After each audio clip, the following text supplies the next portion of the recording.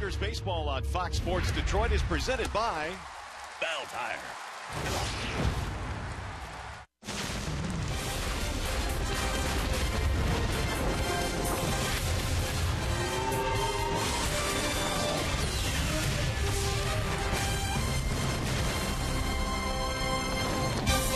It is another warm night for baseball here in Arlington. We say welcome to Globe Life Park, where tonight it is Game 2 in this three-game series featuring the Detroit Tigers and the Rangers. Things are getting a little bit hectic in the West. The Rangers come in with a game-and-a-half lead over Houston. Hi again, everyone, and welcome to Tigers Baseball. Mario and Pebble alongside Rod Allen. Glad to have you with us here for Game 2 in this series. And while the Tigers dealt the Rangers their third consecutive loss last night, Rangers aren't panicking, it seems, Rod. But, boy, the West is really kind of jumbled up right now. Well, Houston has won 3 games in a row, and Texas has lost 3 games in a row. Therefore, Texas just a 1.5-game lead. And the Tigers are able to do something in this ballpark, Mario, that few have been able to do in the month of September, and that's beat the Rangers in this yard. So they got to go today again. That would be the Tigers. All right, great pitching matchup tonight. Cole Hamels goes for the Texas Rangers. However, Daniel Norris for the Tigers. And, boy, what we've seen out of Norris lately, especially his last 2, awfully good. You know, the one thing I've really loved about Daniel Norris the last couple of times that he's gone out there, one, he's had a pitch count, which means he's left nothing in the dugout. He has left it all out there between the lines. But his fastball command has been impeccable. And he's gotten up to 96 miles an hour, spotting it on the outside part of the plate. The balance throughout the delivery has been incredible as well, throwing straight downhill. Once he gets ahead with that fastball, here comes that real nasty curveball. And I mean, it's been nasty in the last 3 times he's gone out there.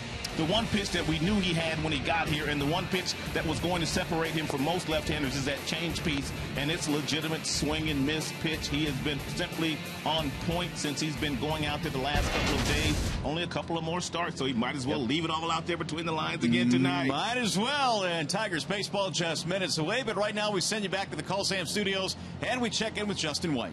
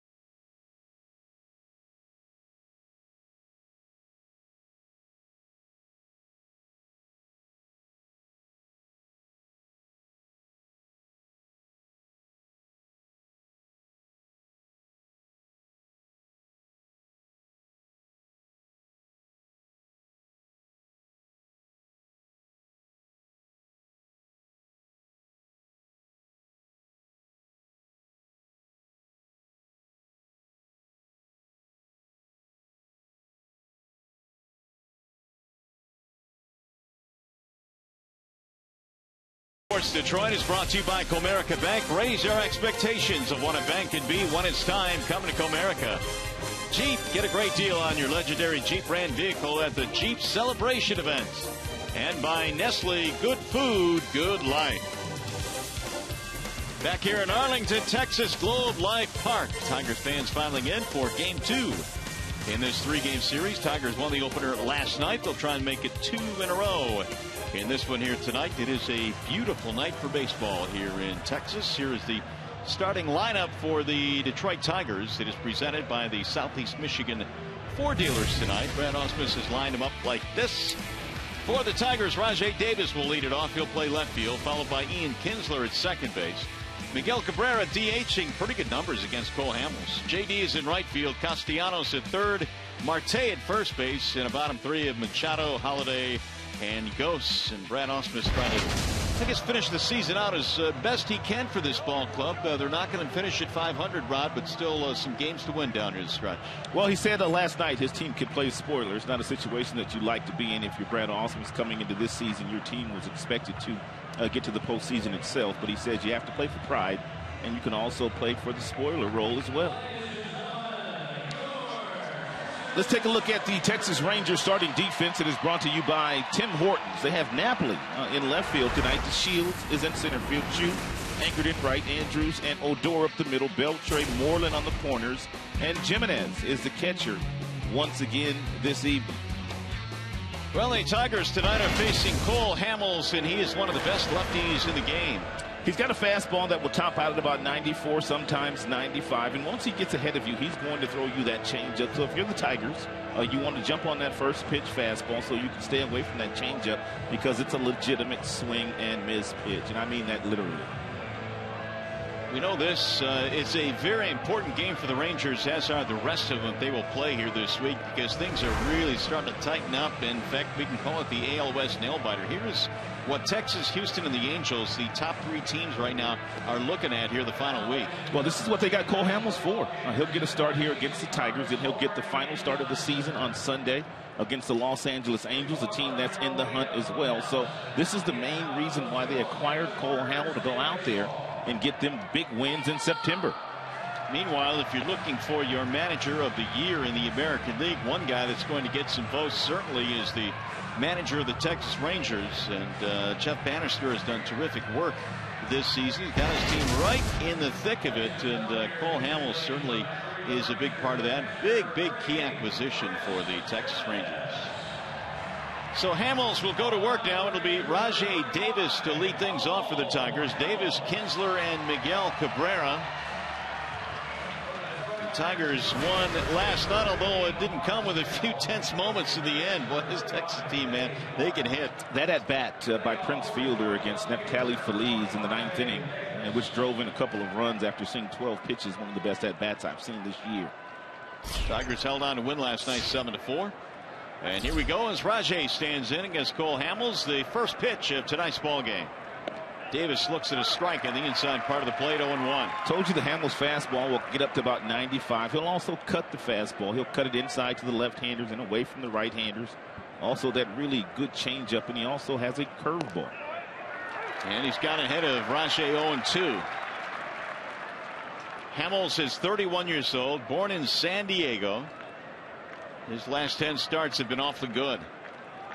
The 0-2 to Davis. Inside and high. 1 ball, 2 strikes. That cut fastball nearly ran in and hit Rajai Davis. Davis has that left elbow protected. Here's the 1-2 pitch. They'll pull that one on the ground at third. Straight at Adrian Beltre, and 1 gone. Hard hit ball right at the Rangers' third baseman. We'll bring up Ian Kinsler, who did not play last night. He got the night off, and he returns to Arlington. To some booze. Yeah, how about that? That's because he wears them out. Since he's put on the Tigers uniform, he's absolutely worn out his former team. He spent 8 years here playing for the Texas Rangers and did marvelous work playing for them at second base. He has been wearing a lot of folks out here in the second half of this year. The average at 300 coming in. Kinsler 11 homers, 73 RBIs this year.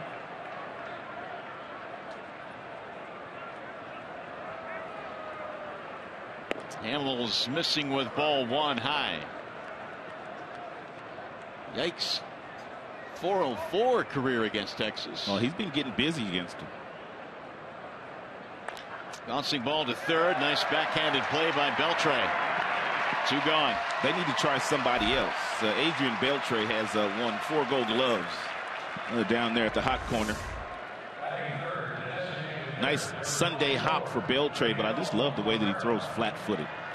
Never seen anybody throw flat-footed across the diamond and get as much on their throws as Beltre does and throw so accurately. 24-77 as far as the career games at third base, the second most only to Brooks Robinson. And Beltre showing no signs of slowing down defensively. He looks like he's in great shape. Miguel Cabrera looks at a ball up high. Cole Hamel, he might as well not even throw Miggy a strike. Miggy is 8 for 11 in his career against Cole. Hamels with the 1-0. Missed it inside 2-0. Cabrera right now at 336. Yeah, that is the highest batting average in the majors. Now the count goes 3-0 on Miguel. Yeah, Miggy's not going to get a chance to play today, I have a feeling. No Victor Martinez. Yeah, JD waiting on deck. He will back up Cabrera. Victor out after injuring himself last night running the bases.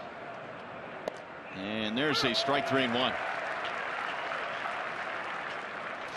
727. Whoa, that's ridiculous. Now it is a small sample, 11 at bats, but still 8 for 11. Yeah, Miggy might be sitting on that changeup. Not going to get it here though. And he walked him. So Cabrera gets a 2-out walk, which if you call Hamels is not the worst of situations. First base runner of the ball game for the Tigers, and that'll bring up JD Martinez. JD bumped up to the 4th spot tonight in the absence of Victor Martinez. One more RBI will give him 100 for the season. That's a nice round number. 37 home runs. This is how they play him defensively, shifting to the left side. And he drives this one to right center field. That ball is hit well. It is way back, and that ball is gone. On the first pitch from Cole Hamels, a 2-run shot to right center field. JD with RBIs 100 and 101. We had a feeling, Mario, when we were doing our final game at Comerica Park on Sunday, that JD Martinez would get off on this road trip playing in a couple of ballparks like Texas here and also in Chicago. Cole Hamels pitched around Miguel Cabrera to get to JD Martinez, and JD Martinez made him pay. First pitch fastball 94, wicked power the opposite way. So what was looking like a comfortable inning for Hamels, he retired the first 2. It's now 2-0 Detroit. Brian Moss, our director, he called that in my ear, and I did not co-sign with him. Well, shame on you. Shame. It is a shame on me. Homer number 38 for JD. Here's a soft liner caught by the first baseman Moreland. That'll end the inning, but what a start for the Tigers. A 2-run shot for JD Martinez. 2-0 Detroit.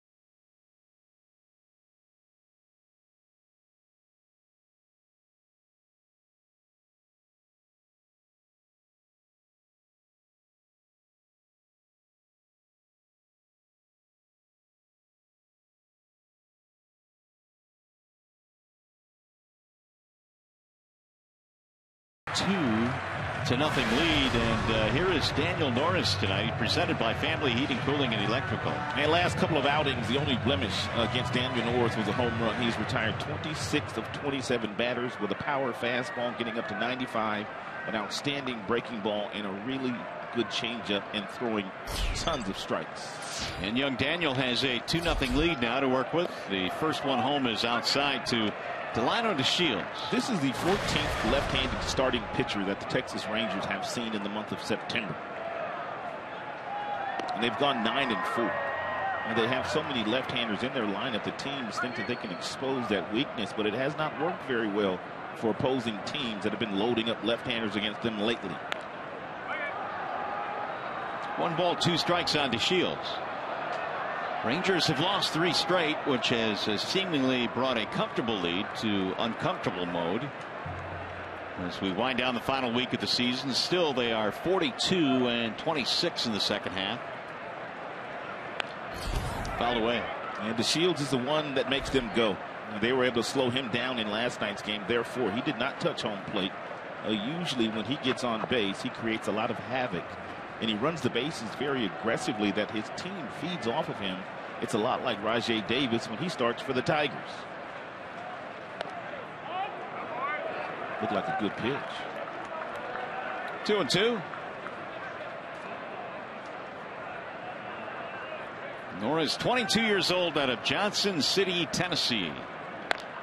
Line towards second and right by Kinsler into center field. Ian Kinsler nonchalanted that line drive. Here is the rest of the lineup for the Rangers, brought to you by the Metro Detroit Chevy dealers. And you saw DeShields. He'll be followed in the lineup by Shin-Soo Choo, Adrian Beltre batting third. Prince Fielder, 22 driven in his last 16 games. He's DHing. Napoli is in left, then Moreland at first, and a bottom 3 of Andrews, Odor, and Jimenez. Error charge to the second baseman Kinsler. Here is Shin-Soo Choo.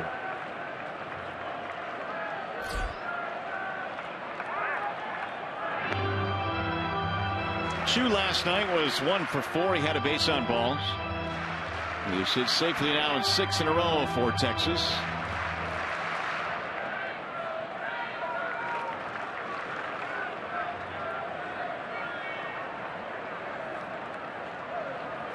Choo drives one high in the air to right field. JD going back. He looks up, and just like that, we are tied. A 2-run shot for Shin-Soo Choo. Choo has simply been on fire the last couple of months, and that's one of the reasons why the Texas Rangers have been able to overtake the Houston Astros, and he continues his torrid pace in the month of September. You're not kidding. The month of September, he's over 400. That looked like it was a fastball that they wanted away that kind of got inside at 93 miles an hour. And really all he did was open up the hips, and he turned on it. Very little movement from the waist down, and very strong man to drive that ball out of the ballpark without any movement at all. A new ball game. New game indeed. A couple of 2-run homers, one for J.D. Martinez and now one for Shin-Soo Choo. In the last 3 starts for Daniel Norris, he's only given up 2 hits in both of those home runs. And both the left-handed batters. Yeah, Rosario of the Twins, the other. In fact, that was the only hit that Norris had given up in his previous 8 2/3 until that home run. It'll bounce in right in front of Beltre. 1 ball, 2 strikes on the Rangers' third baseman. So the error proves costly by Kinsler, and Choo is able to cash in.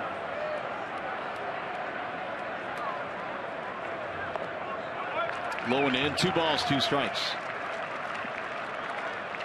Daniel was a second-round pick of the Blue Jays in 2011. You got Prince Fielder waiting on deck. Pulled foul. Let's take a look at the Tigers' starting defense. It's presented by Beaumont Health. And Martinez, Ghost, Davis in the outfield. Machado, Kinsler up the middle. Castellanos and Marte on the corners. And Brian Holiday getting a start here right at where he went to college, TCU. Hometown, Brian. The 2-2 is a little looper into right field. It's going to drop in for a base hit. First three Rangers have reached.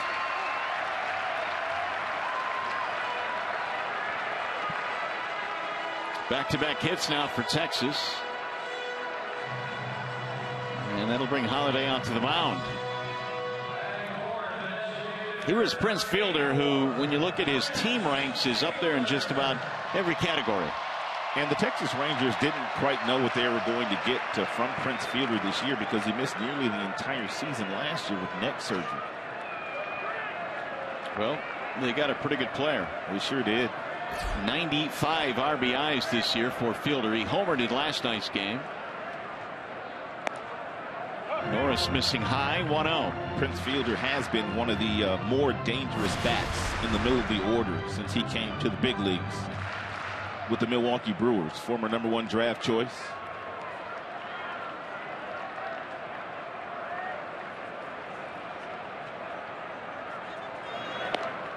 Fielder, like a couple of other guys in this Texas lineup, doing some really good work in the month of September. 25 RBIs this month. So Prince is finishing up strong. We talked last night about the fact that he started quickly this year and carried the Texas offense early on in the season. Here's the 2-0. Outside, 3 balls, no strikes.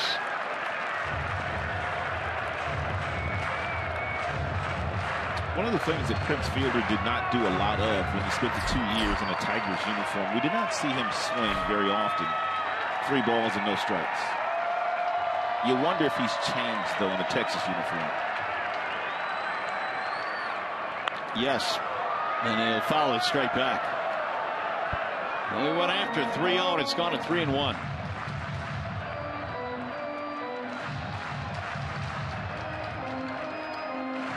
If you're Daniel Norris, you should be concentrating on throwing something soft at the bottom of the strike zone to get Prince out in front. You want to throw a strike, but you want a ground ball here.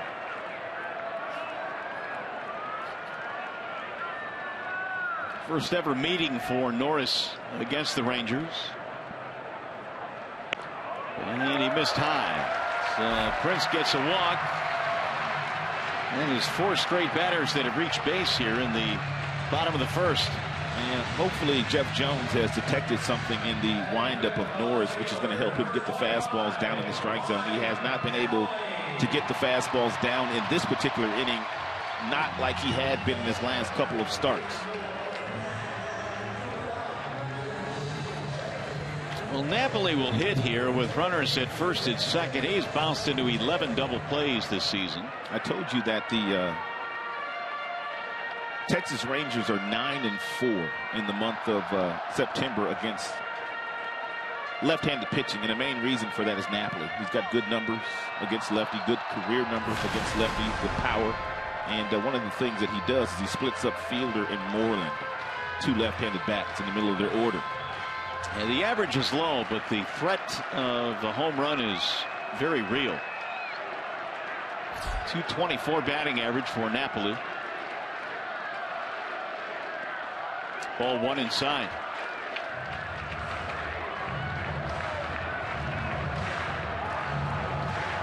Inning started with an error by Kinsler, and then the 2-run homer by Chu. Single and a walk to follow in the Napoli chants. Starting here at the ballpark. And that was Norris's 20th pitch of the inning. It's a strike call.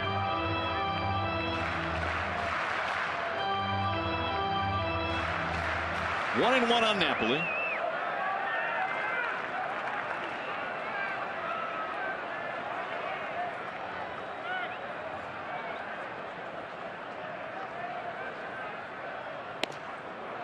He takes a strike on the outer edge. Velocity good with the fastball that Norris is featuring, 94.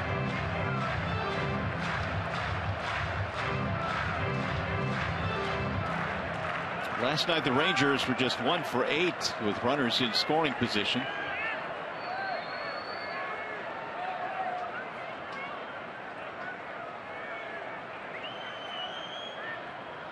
And Napoli takes one outside. That'll level the count now. 2 balls, 2 strikes. And Daniel Norris has already thrown 22 pitches here in the first, and he has not recorded an out. And this Rangers offense will do that to you, and they certainly have something going here with 2 runs in.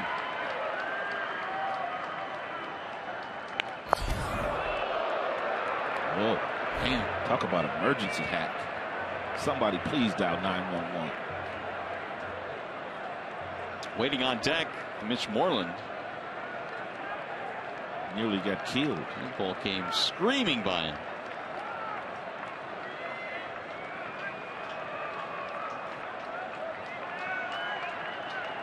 Two and two on Napoli.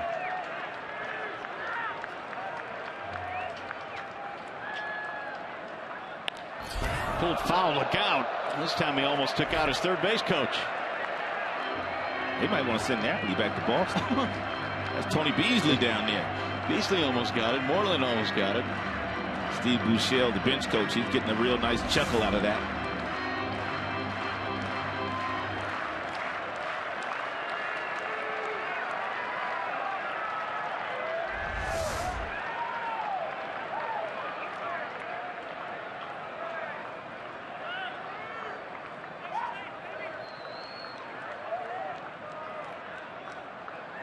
Napoli shoots one, foul down the left field line. They missed by a couple of feet. Would have scored at least 1 run. 25 already now for Norris. 15 strikes, but as Rod said, he's not recorded an out yet.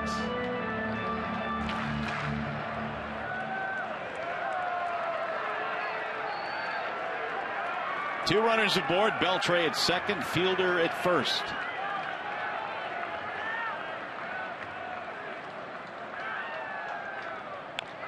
Rolled foul. The other thing Napoli brings to this Texas team, aside from a power bat, is the fact that he's been in the postseason a lot. He has a lot of playoff experience, 6 times in the postseason. That's a great point. Had a couple of key hits against the Tigers a couple of years ago as a member of the Red Sox. Big home run against Justin Verlander in a game that ended up 1-0. Had a big series against the Tigers a few years ago as well when he was wearing the Texas Rangers uniform.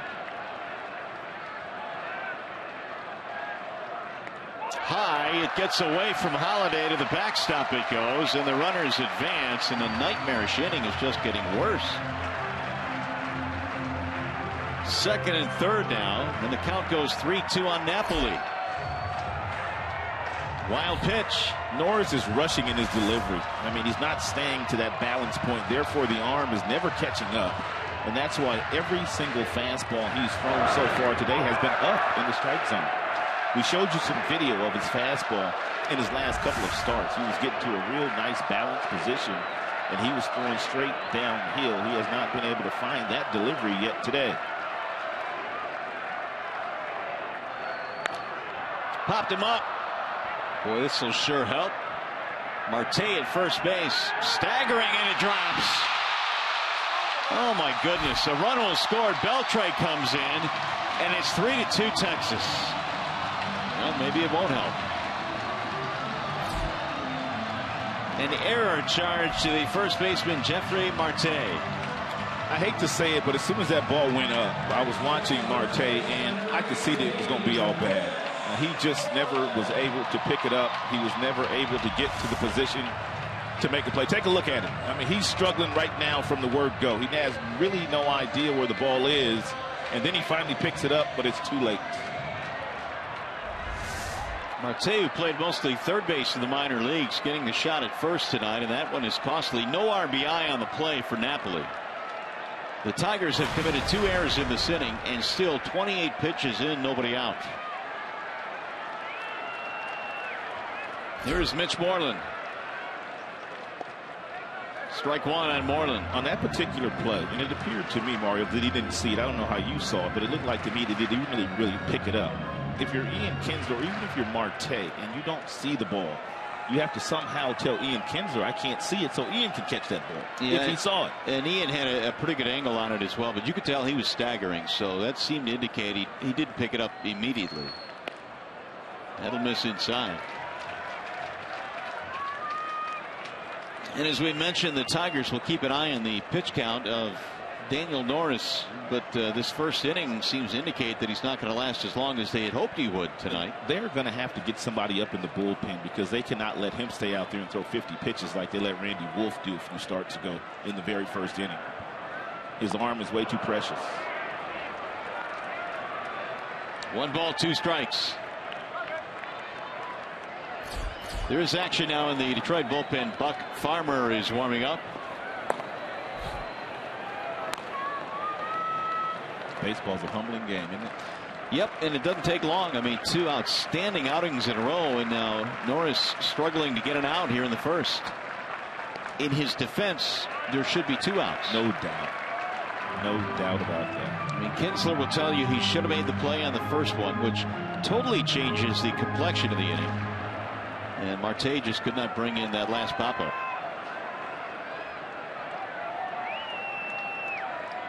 Do it 2 on Moreland. Hit .243 against left-handers this year is Moreland. Fouled away.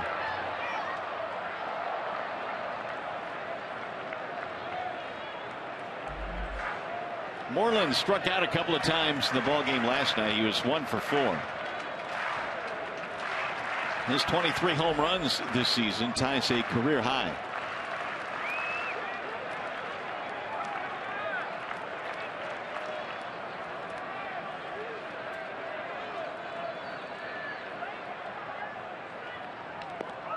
Low and away. Now it's gone 3-2.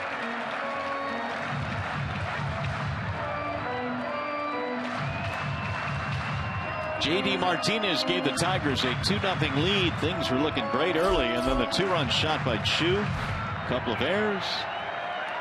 And already 3 ball counts in this inning for Norris.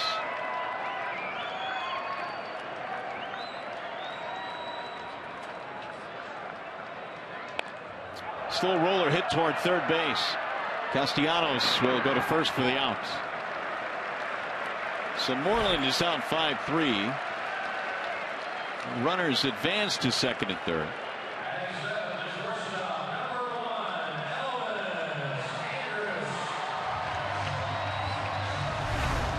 That's what we're talking about, Rod, in terms of watching the innings for Norris. You figured maybe if he can go 6 tonight and 6 his final start, he'd get around that 160 plateau. Yeah, I mean, that's kind of where they want him to go to. It's a natural progression for a young pitcher. But if you're Norris, the one thing that you want to make sure that you finish with this season is a really positive taste in your mouth. And those last couple of starts, one against Chicago and the other against Minnesota, were simply outstanding. Here is Elvis Andrus.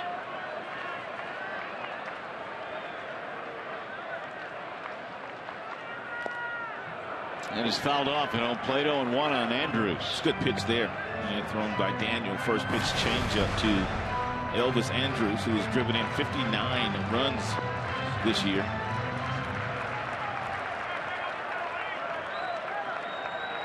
He was 1 for 4 last night. Andrus now has been on base in 13 straight games for the Rangers.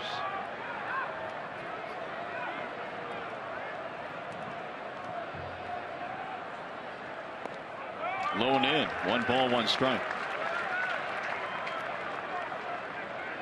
How long do you let him go here, Rod? He's at 37 right now. Well, if he loses Andrus, Brad might just have to go get him. It's the last thing he wants to do is have a bullpen day here on the very first inning of this game, but he might just have to do it.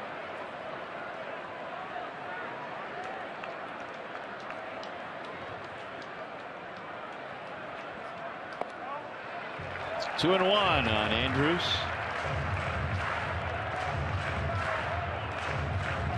He's been struggling of late, just 3 for his last 19.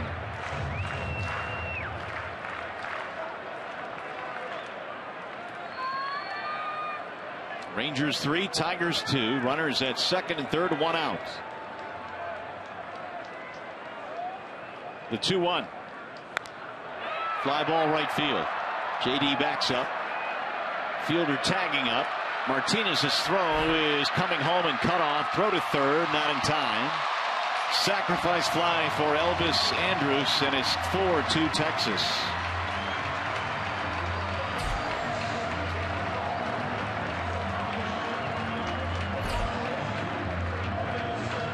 is his 60th RBI of the year.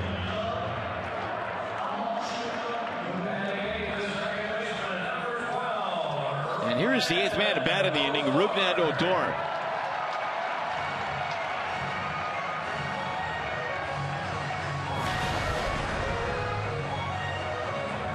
Odor last night was 0 for 4. He'll bat with a runner at third and 2 away.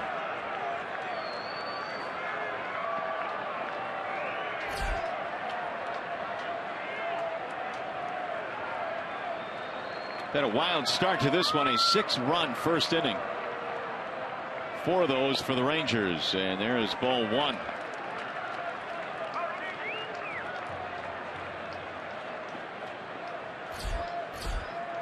Here's the breakdown through 40 pitches for Norris.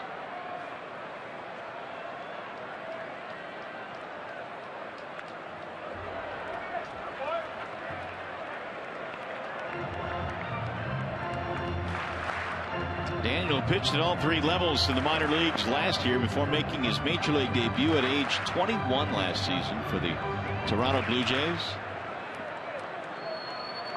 Coming into this year was named the best left-handed pitching prospect in baseball. The 3rd best, I should say.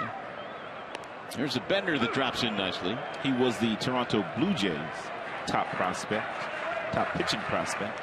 And the major piece in the David Price deal.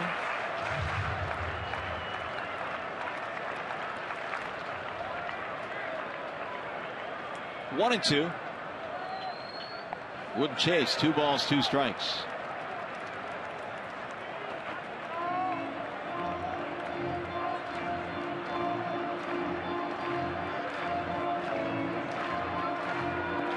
This is an inning that is featured a home run, a couple of errors, a wild pitch. His pitch limit is 80 to 85 anyway, so he's using up a lot of those here in the very first inning. Daniel Norris probably going to go about 3 innings here today, if he can get Odor.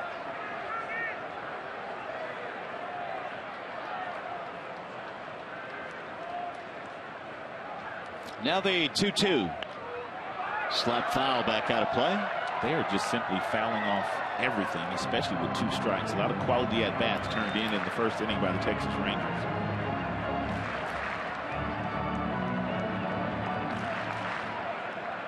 But the Tigers defense, which has been so good all season, has let Daniel Norris down here in the first. Fouled straight back.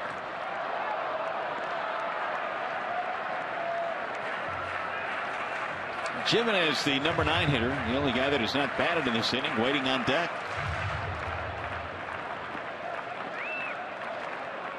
Pudge Rodriguez hanging out down in the Texas Rangers dugout. He went from doing the pregame show to went and put his uniform back on. Mario now in the dugout. Driven toward the gap in right center field. That ball is going to get by a diving Anthony Gose. And that's going to be the last pitch of the night for Daniel Here Norris. comes Odor to third base. He's going to round it. They're going to stop him there. He entertained thoughts of coming home. It's going to be a triple for Rougned Odor.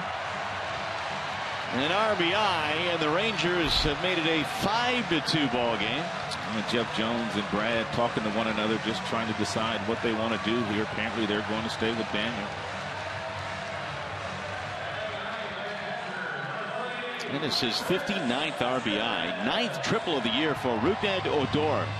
They have 2 guys now with at least 8 triples. Odor has 9 triples now, and DeShields, the center fielder, has 10 triples. It's the first time in Texas Rangers history they've had 2 players with 8 or more triples. Look how close Gose came to making a spectacular diving catch. Well, Gose knows that Daniel Norris needed him to make a play there. He sold out for Norris. Jimenez looks at a strike.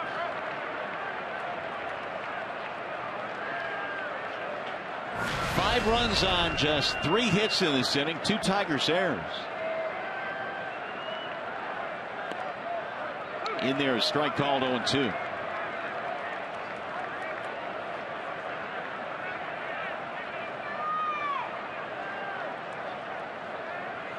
Jimenez was 1 for 3 with a run scored. in last night's opener.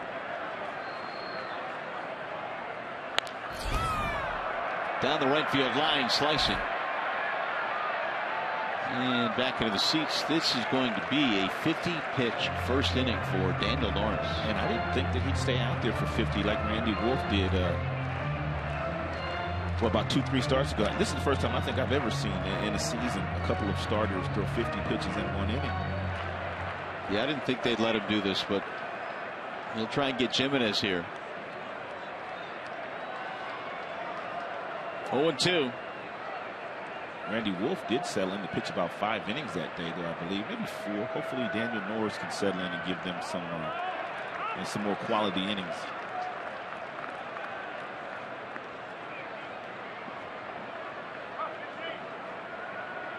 Tigers got to Cole Hamels in the first on a 2-run shot. Came with 2 outs off the bat of J.D. Martinez. There's the breakdown on Norris.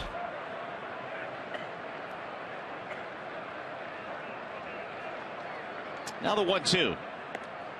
2-2.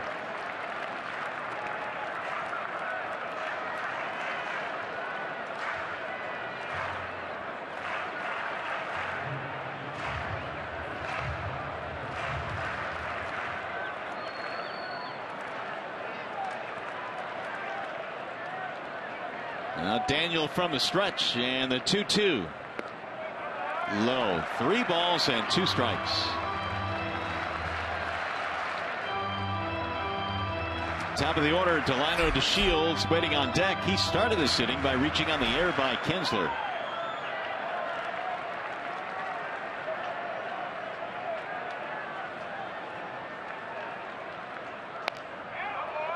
Emergency hack there to knock it back out of play. Daniel now has hit 4 3-ball counts in this inning.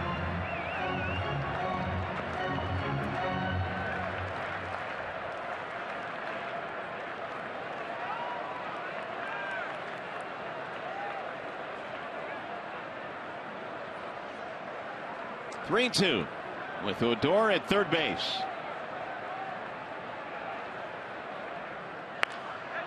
In the air toward right field, shallow. JD comes on to finally end the inning. A big inning it is for Texas. They score 5 times, and we go to the second.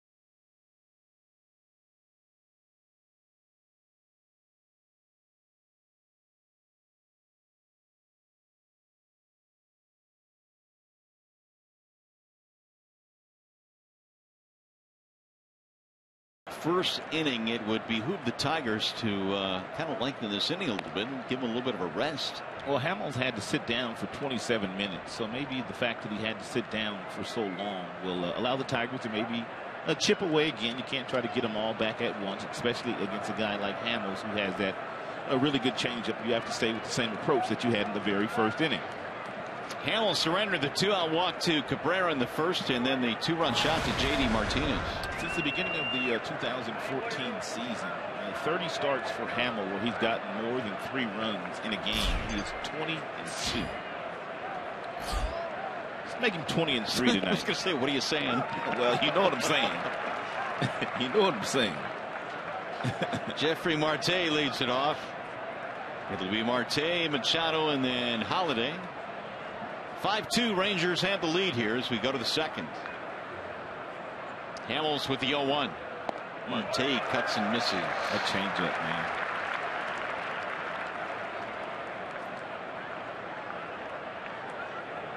He might have one of the best changeups of any of the left-handers in the big league. David Price comes to mind. Good changeup. Hammered to center field, straight at the Shields. 1 out. Here are an example of a few of Cole Hamels changeups. He throws the changeup from the same window as the fastball. He's got 95 with the fastball, but this changeup, you just cannot pick it up, and you see it in his hand. He hides the baseball very well, and a lot of times you know it's coming because he throws his changeup as much or more than any left-hander in the game of baseball, but it's been a tremendous pitch for him throughout his major league career. MGM Grand Detroit brings you the scouting report on that changeup. 23.9% for Cole Hamels. So it's a pitch that he features quite a bit. 7th highest in the major leagues in that usage. Working quickly now as Machado looks at a ball low. Dixon batting with 1 out, nobody on. Dixon told me when the season is over on October 4th, he will start playing shortstop in Caracas for his winter ball team on October 7th. So he gets 2 days off and he goes right back to work. Now, how long does winter ball usually last? It lasts usually into January. Sometimes right at the beginning of February if you go all the way to the Caribbean World Series. So, I mean, if you count spring training, you could be playing baseball for what, like 10, 11 straight months? Yeah, he said he was only going to play about the first 5 weeks of the season. Then there's some other seasoned shortstops and guys that have been in the big leagues a little bit longer, like Eugenio Suarez, who will take over the shortstop duties for his team after about 5 weeks. Machado swings and misses. That's one thing that Hamels can do against guys like Marte, guys like Machado. He can really throw this changeup and really exploit their weaknesses.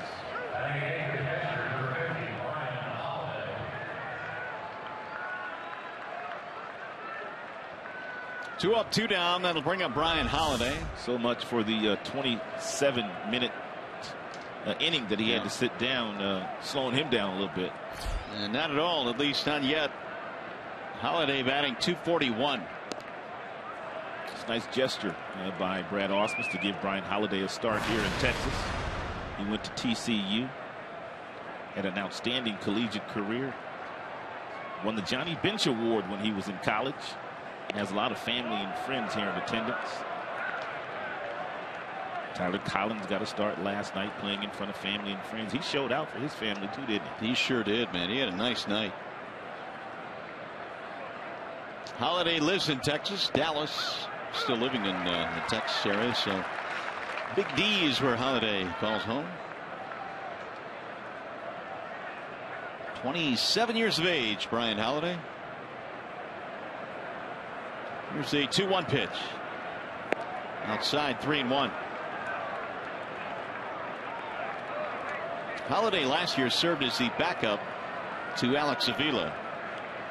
This year Avila started the season as the starter and McCann was his backup, and then of course James took over. That's drilled to left field. Ball is hit well. That ball is up and it is gone out of here. Brian Holiday on a 3-1 pitch has made it 5-3. How about B. Holiday showing out for his family? Something about coming back home. Right. Collins last night, Holiday tonight.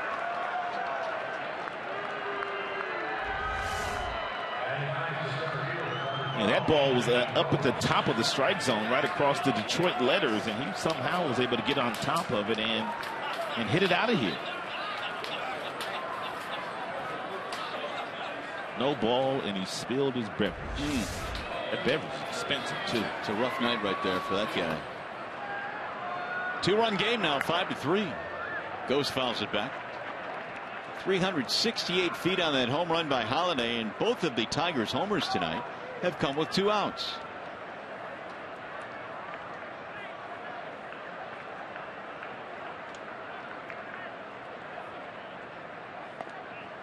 Ghost takes a strike, and the count is 0-2.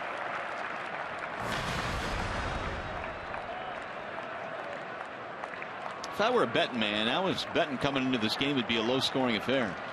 Yeah, especially the way that Cole Hamels has pitched his last 7 outings. They've won all 7 of those games. He's gone 5-0 with an outstanding earned run average. And Daniel Norris, he was tremendous against Minnesota and also against Texas, but really struggled finding a good arm slot here tonight. Everything was up in the strike zone in that first inning.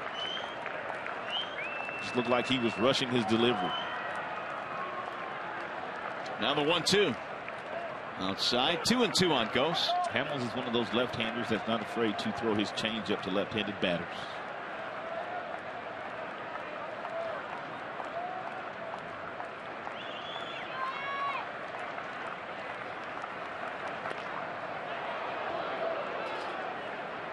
Hamels beat the A's 8-1 on Thursday, his 5th consecutive win, and in that game he went 6 innings, 4 hits, no earned runs.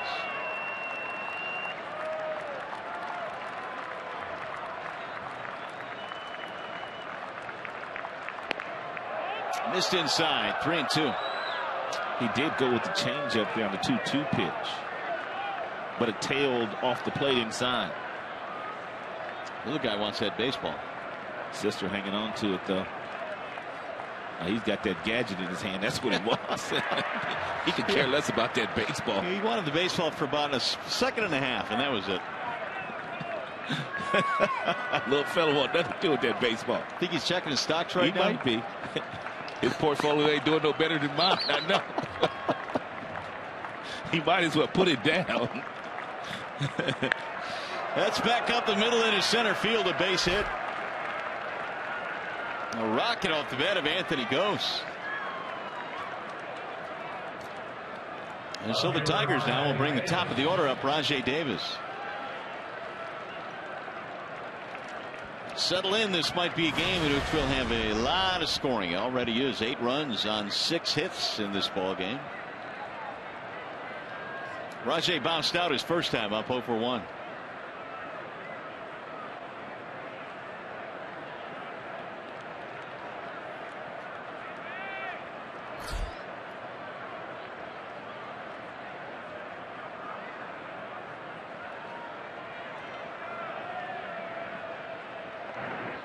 Ghost will draw through. I was talking to Rajai Davis. This is probably a couple of weeks ago, and I was asking him why he had been so good, because Rajai really had started to play some good baseball. And he said he made some adjustments, one in his stance, and he said he also had to make an attitude adjustment because his playing time had dwindled. And he said he really had to stay positive. And when he did get an opportunity to play, he had to be ready to play because he couldn't control whether his name was in the lineup or not. And there were many days where he probably deserved to play. So he had to make a couple of adjustments. Like I said, one with the attitude, the other with the stance. And he's done better. Saw the numbers over his last 6, over 400.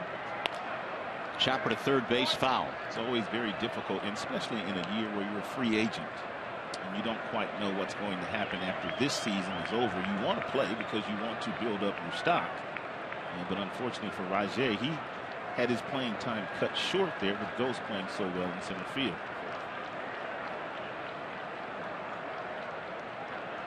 Well, I think in terms of Davis and free agency, the thing that I think he has going for him is that he's been in the big leagues quite a while now.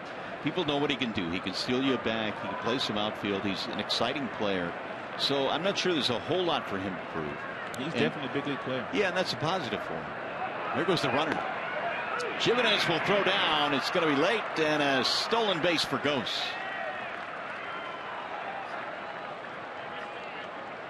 So put a man in scoring position. Anthony has his 23rd bag of the year.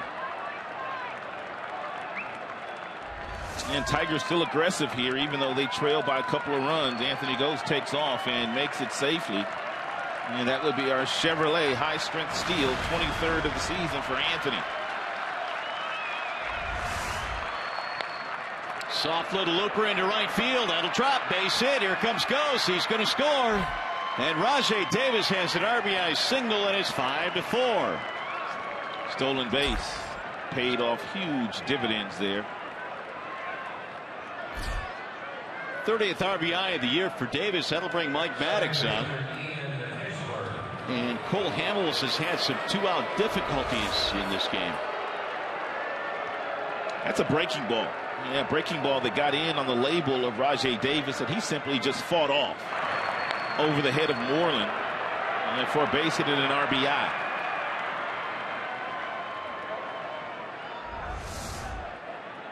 Two out, nobody on in the first, a walk and a homer. Two out, nobody on in the second, a homer, two singles, and a couple of runs in.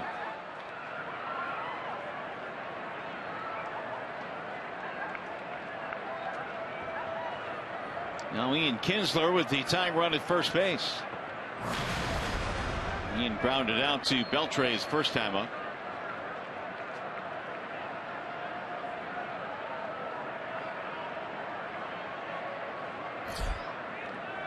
Rajai has a huge lead over at first base. Hamels had him leaning back that time. A lot of times, Mario, guys will take leads like that one that Rajai had there because he wanted Cole Hamels to throw over to first base. He wants to see his best move. That's why he was off so far. And then Rajai's first move was back because he was anticipating that Cole Hamels was going to throw that ball over to first base. That is a big lead. Yeah, he's trying to entice him into throwing over there. And a lot of times left-handers won't show you their move if they don't have a good move. Well, Brad was talking about base running before the game today and the areas that Anthony Gose has to improve on, and that's secondary leads or getting jumps and things of that nature. He did say that Davis has been one of the best on his ball club in doing so, and now as I say that, he gets picked off and out at second base, and so that will end the inning. However, the Tigers get a couple of runs back. Ball's been flying out of the ballpark already in this ball game. J.D. in the first inning, two-run shot. Shin-Soo Choo answered with a two-run shot. And Brian Holiday, a solo homer. It's a one-run game.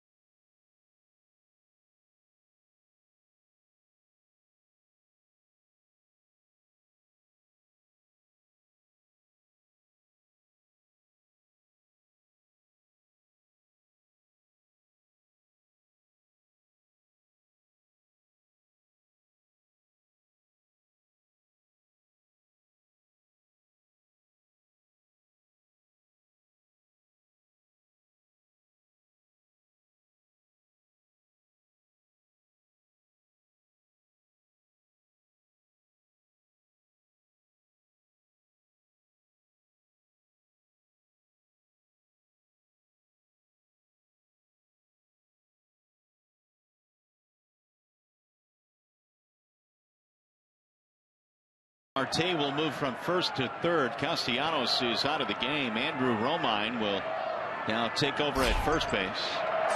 And we'll see if we'll get any word on if Castellanos was injured in this game tonight.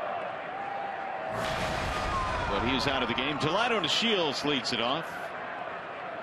We're in the bottom of the second. It is 5-4.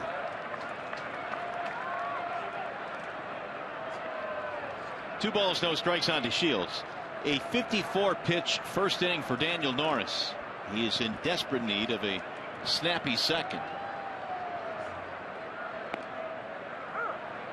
2-1.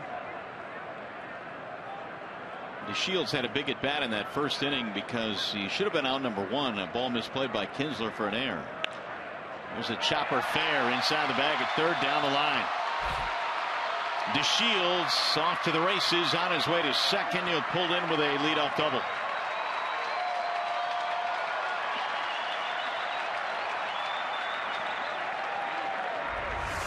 One step on the dive for Marte, and he cannot knock it down. DeShields, we told you at the top of the first inning for them that he's an energizer. He's a guy that gets on, and he just creates all kind of havoc. DeShields also will steal third base if you forget about him. He's stolen third base 4 times this year already. 2-run shot in the first for Shin-Soo Choo. His 21st of the year.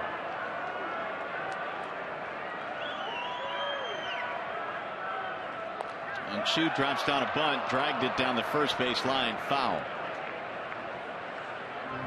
I don't think I've ever seen Shin-Soo Choo try to drop down a bunt. Come to think of it, Mario, I don't remember seeing him do it either when he was playing for the Cleveland Indians, hitting right in the middle of their batting order. He was hitting 20 homers a year, stealing 20 bags for the Tribe.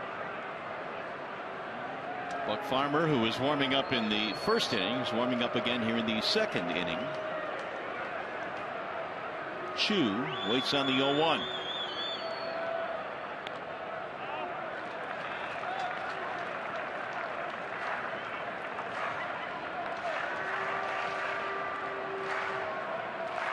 Machado must have noticed something that DeShields was doing at second base, maybe relying some signs or location to Shin-Soo Choo, and therefore he just went in to make sure that Daniel Norris knows that and to not to forget about it.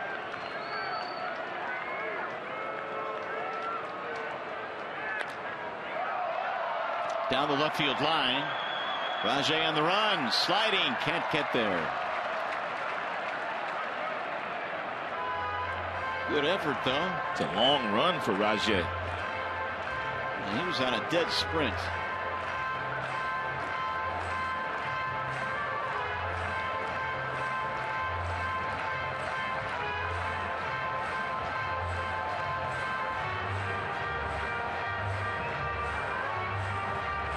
In his last start, Daniel Norris threw 63 pitches in 5 full innings. He's going to get there here in the second tonight.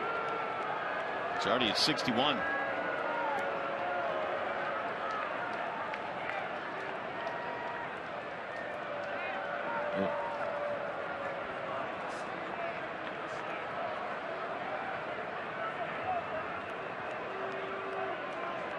Leadoff double by DeShields. Choo came into this game batting .411 in the month of September with 18 RBIs. Highest average in the majors this month. Ground ball right side. Nice scoop there by Romine. Runner advances, 1 gone. Tiger's going to have to play the infield in here with Beltre coming up.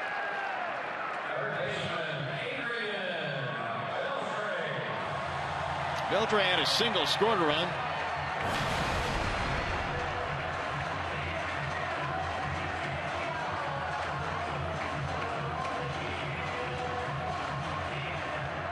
.279 for Beltre, and the infield does indeed come in.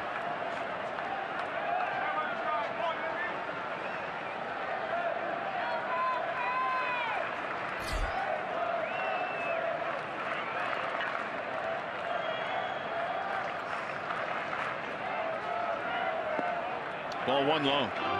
It's been a heck of a career for Adrian Beltre. We were talking about it last night. Almost 2,800 hits in his career, better than 400 home runs. But he's also been a Gold Glove third baseman. .411 in the home run category, to be exact.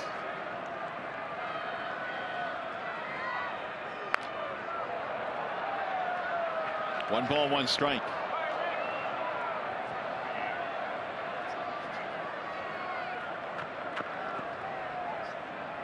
Beltre here in the month of September, 25 RBIs.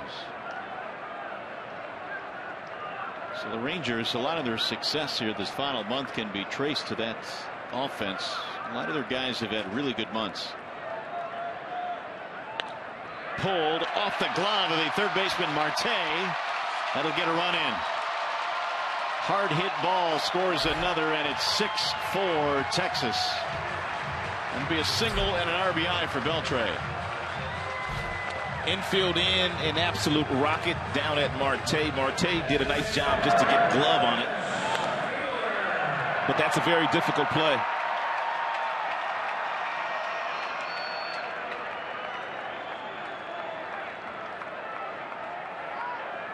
Second hit and an RBI for Beltre. 71 driven in this year. Now a 2-run lead again.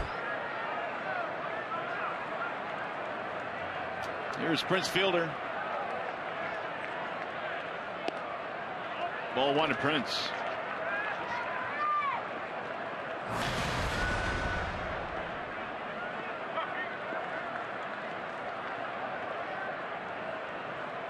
Fielder 3 for 4 in last night's game. He's walked and scored in this game tonight.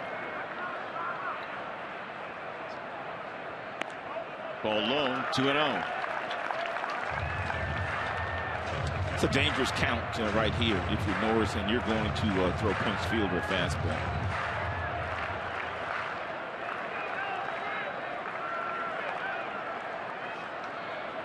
Fielder drilled one, a line drive home run last night, right down the right field line into the seats, about a row or two back.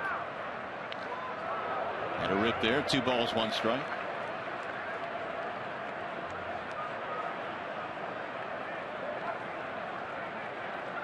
Seven years now of 90 or more RBIs for Prince. He has 95 this season, so there's a good opportunity for him to reach 100.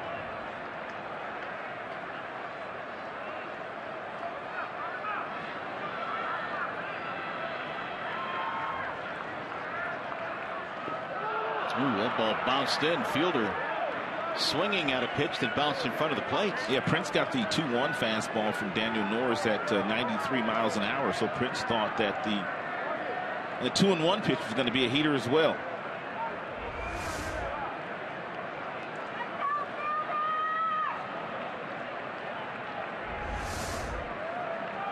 Two and two.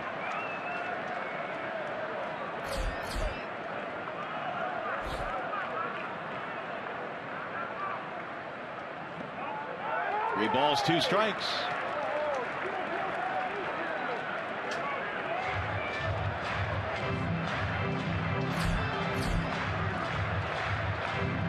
Big part of the reason that the pitch count has been so elevated for Norris, and you look at 70 now, he's had 5 3-ball counts. In that first inning, 54 pitches.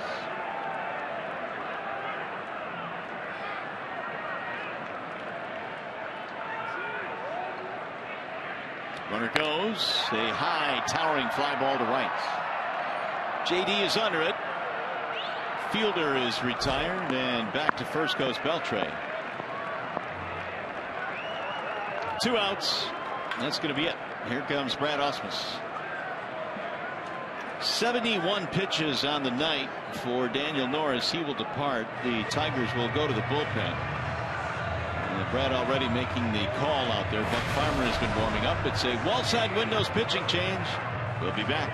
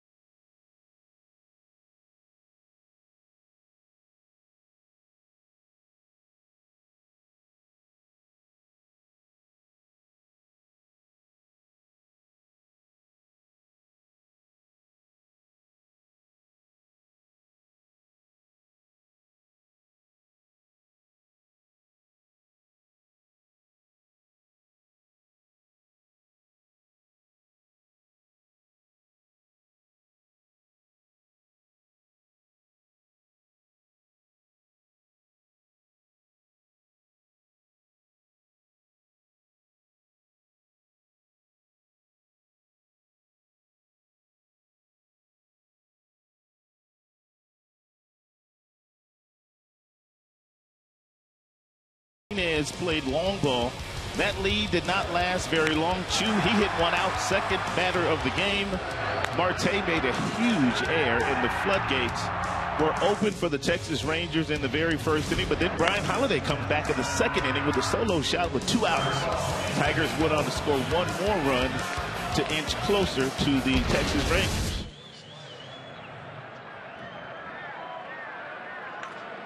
Two of the 6 runs right now that are charged to Norris are earned runs. So the errors were certainly a part of his struggles in the first inning. Buck Farmer is on now out of the Detroit bullpen to face Mike Napoli with a runner at first base and 2 outs and another run in here for the Rangers. They lead 6-4.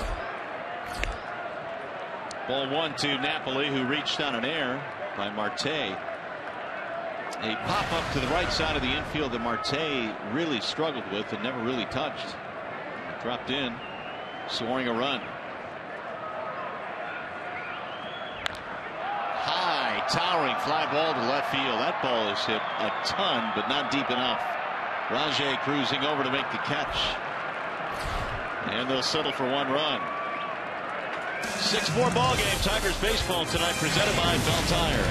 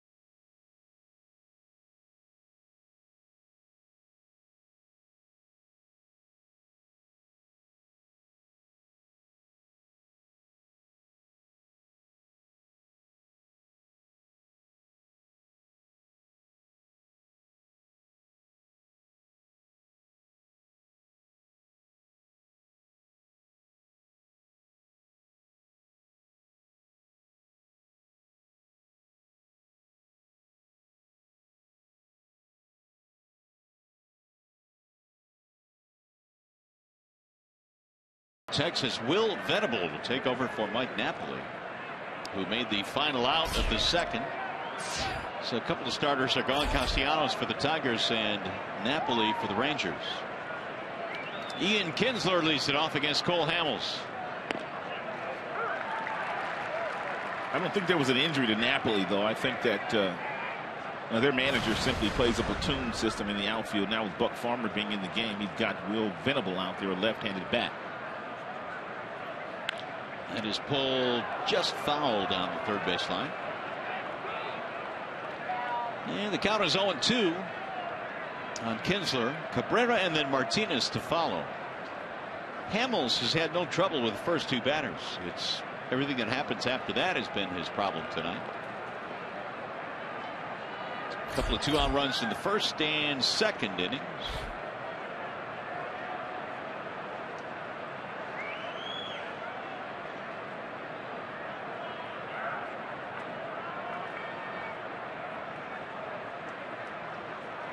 Swing and a miss. Kinsler is retired via the strikeout, 1 gone.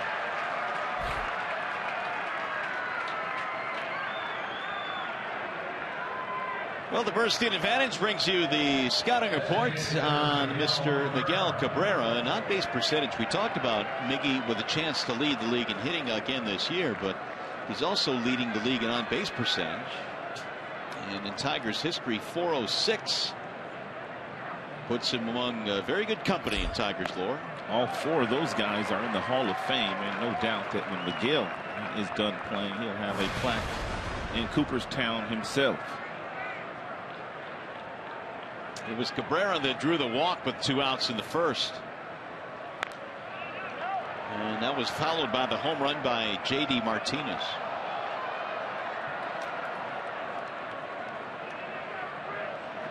Hamels beat the Tigers back at Comerica Park on August 23rd. Gave up 8 hits, but only 2 runs in that game over 6 innings of work.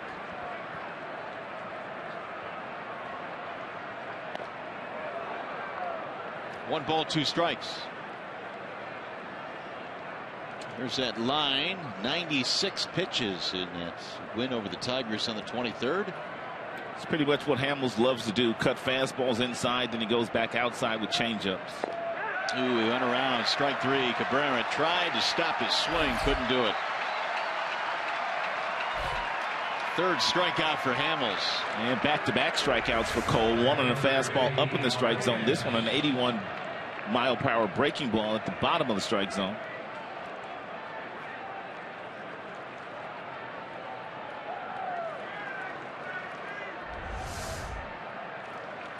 Now Martinez, who slammed a 2-run shot into the Rangers bullpen his first time up.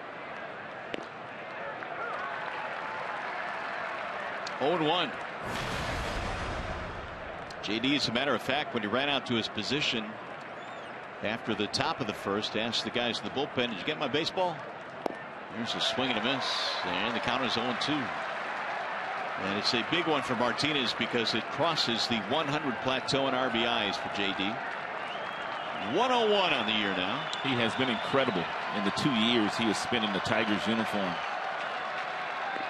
Ball high. Martinez would not chase. Basically reinventing his entire swing, and not only reinventing it, but staying with it and finding a lot of success with the new swing. Ooh. Hamels wants to know where it was. Ooh. Alfonso Marquez is the home plate umpire this evening. And according to Fox Tracks, it was way off the plate. Yeah, good call. Held up. 3-2.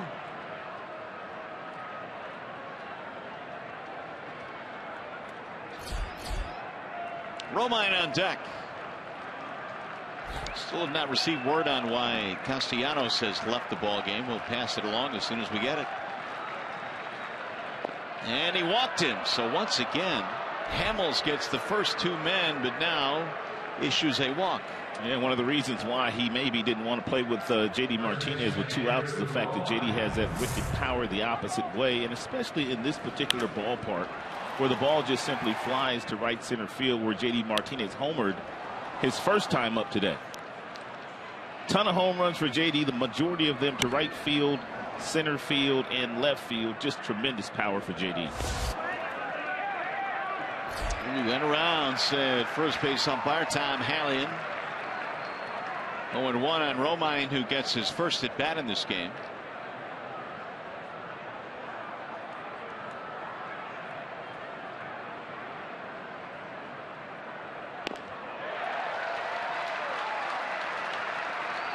Did Castellanos miss a couple of games last week at home with some kind of an ailment? Do you remember him missing a couple of games? Was it a groin?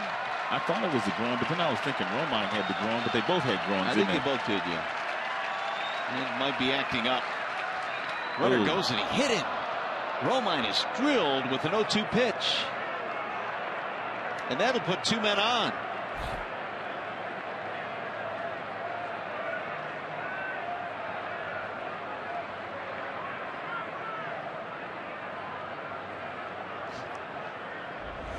One of those cut fastballs just ran in on Romine. Romine couldn't react, could not get out of the way, and hit him right in the inner right thigh.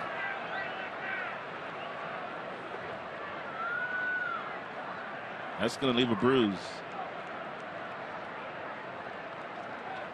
And it's going to last a while. Here's Marte, who fly to center field in his first at bat.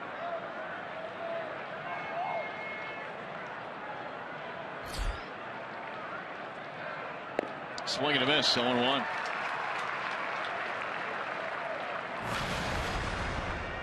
Hamels continues to follow the same pattern. First 3 innings now, 2 retired, nobody on, and then the Tigers get something going. Pull down the left field line. That's going to get in, a base hit. Rounding third and scoring in the play is Martinez. Marte comes up with an RBI single. The Tigers do it again, and it's 6-5. All of their runs tonight have come with 2 outs. And first pitch changeup to Marte. Then he comes back with another changeup. This one stays up long enough to allow Marte to get to it. And then J.D. Martinez, who had walked, able to come around from second and score. So the hit batter with an 0-2 count on Romine certainly proves costly. Tigers really battling here tonight. And this is not exactly what the Rangers were hoping for from their ace, Cole Hamels, tonight. He now has surrendered 5 runs on 5 hits. And he is about to throw his 60th pitch.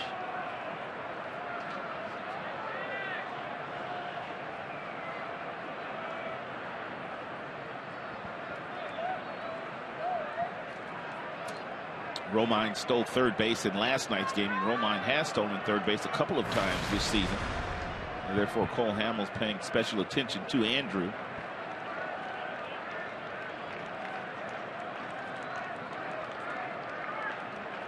Tigers now 2 for 2 with men in scoring position. Romine at second and Marte at first. Swing and a miss.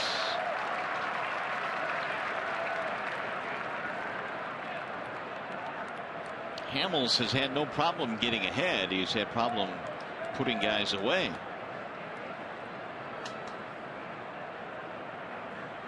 Dixon, a strikeout victim, back in the second. And now again an 0-2 count. And that was a pretty good changeup to hit if you're Machado. The other changeups that Machado has gotten from Hamels have been balls. They've been fading away from him, but that one was a pretty good one to hit.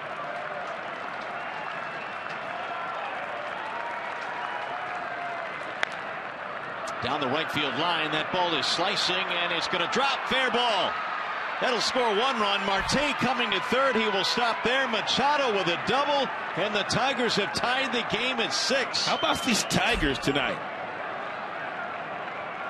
RBI hits in this inning from Marte and Machado.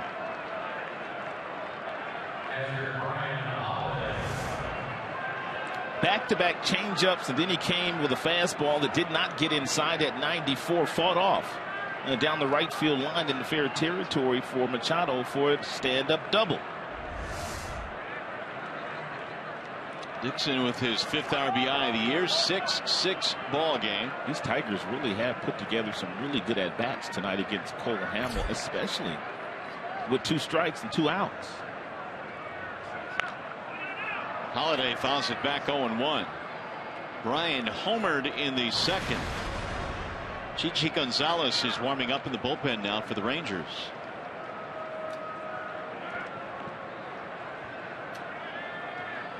Not exactly the way we drew it up tonight with Hamels and Norris squaring off. But here we are 12 runs later. And again an 0-2 count.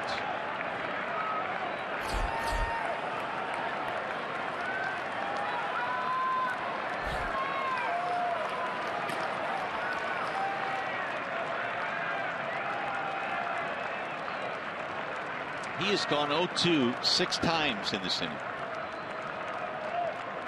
Swing and a miss. This time he's able to finish him off. Holiday strikes out now before the Tigers tie this ball game, and they've got Cole Hamels shaking his head.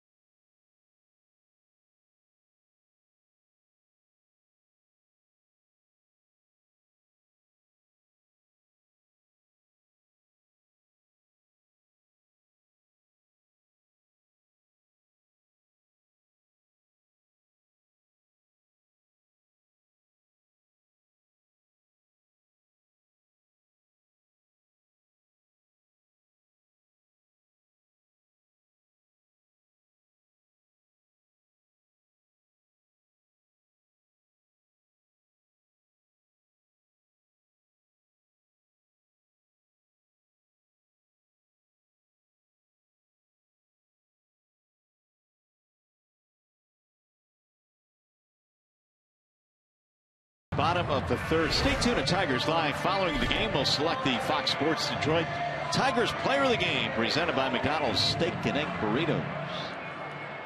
What do you got on this one, Rod? Did you expect it to be 6-6 at this point? I did not expect this game to be 6-6. Not the way that Hamels has been pitching, and especially the way that Norris has been pitching.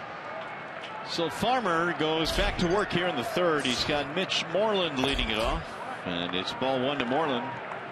Andrews and then Odor to follow. The Tigers have 6 runs, 6 hits. Rangers 6 runs, 5 hits.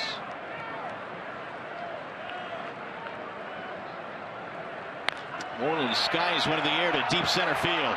Ghost going back to the track, up to the wall to make the catch. Leaping play for Anthony Ghost. He timed it perfectly. He knew that wall was closing in on him, and once he got to the warning track, he knew how many steps he had before he was going to make contact with that wall. And Anthony Ghost makes a really nice catch. He nearly made another really nice catch in this game earlier. Yeah, that was on the triple by Odor in the first inning. Good route to that ball as well by Anthony. Defensive numbers on Ghost.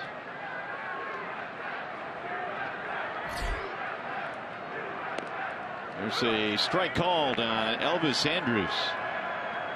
Right index finger contusion for Nick Castellanos. That's why he came on. I wonder if it happened when he fielded that ground ball.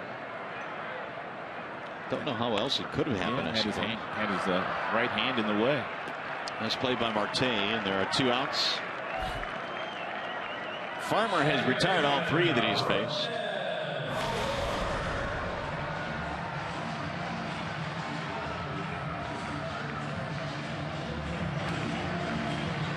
Rougned Odor.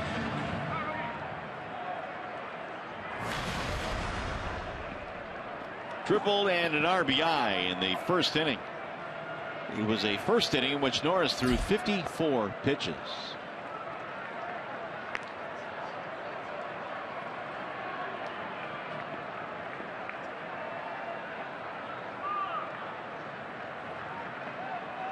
Farmer with the 1-0.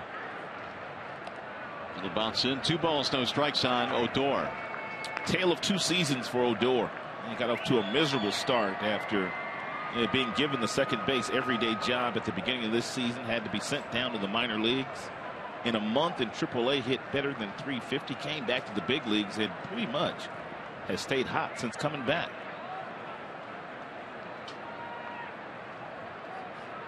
Here's the 2-0. Drilled to center field. Ghost is there. And it's going to be a 1-2-3 inning. Haven't had one of those yet tonight. 7-pitch inning for Buck Farmer.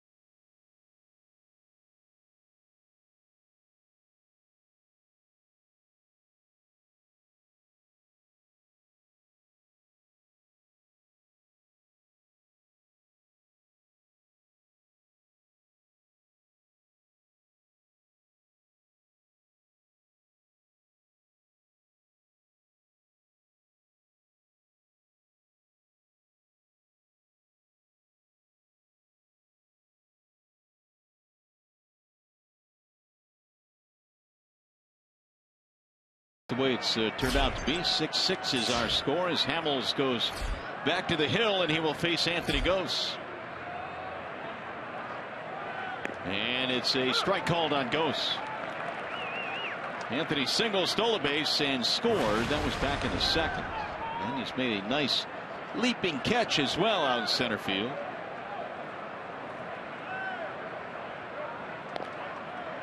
One ball, one strike. Hamels had been pitching some really good baseball coming in. Had an ERA a little bit over 3 in his last 10 starts. That is driven toward left field, and it's going to be caught on the run, though, by Venable. One away. Well, we've got the third member of our crew tonight hanging out. The camera well down there. Simo, what's up? Yes, what's up, fellas? Listen, I have to admit, I'm having a little fun down here. I'm close to the dugout, necessarily not in the dugout, but I'm close enough to where I almost feel like 2003, 4, 5, 6, part of the gang again down here. Nice. Get your batting gloves on then. Get you some spikes. Well, the way they're swinging the bats on both sides, that might not be a bad move. He's like, let me up there. Yeah, man. Everybody's hit it. Rajay Cusson misses 0-1. Well, what did you see out of Daniel Norris tonight? Obviously, it was a step back considering Simo the last 2 starts that he had made. Yeah, couldn't find his rhythm early on, seems to me, of Mario. He was leaving the baseball up, and in his first 2 outings out off the DL, he really pounded the strike zone, kept the baseball down, really threw some quality pitches. Unfortunately, tonight, he left some pitches up, and this Ranger team is swinging the bat well. They made him pay. They did indeed. A 5-run first inning. Rangers added another in the second. Tiger bats have not quit tonight, though. And they have a 6-6 score. Simo will be checking in with you throughout the course of the night. How about that? All right, Craig Monroe. Back-to-back breaking balls thrown to Rajay Davis. And Rajay looked awkward on both swings.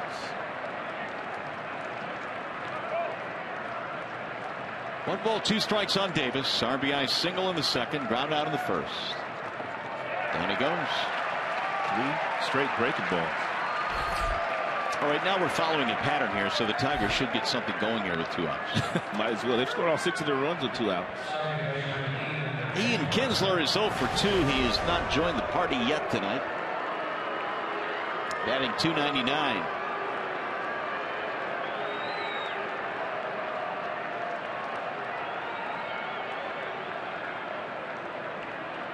Strikeout, ground out for Kinsler, who spent 8 years of his major league career here in Arlington.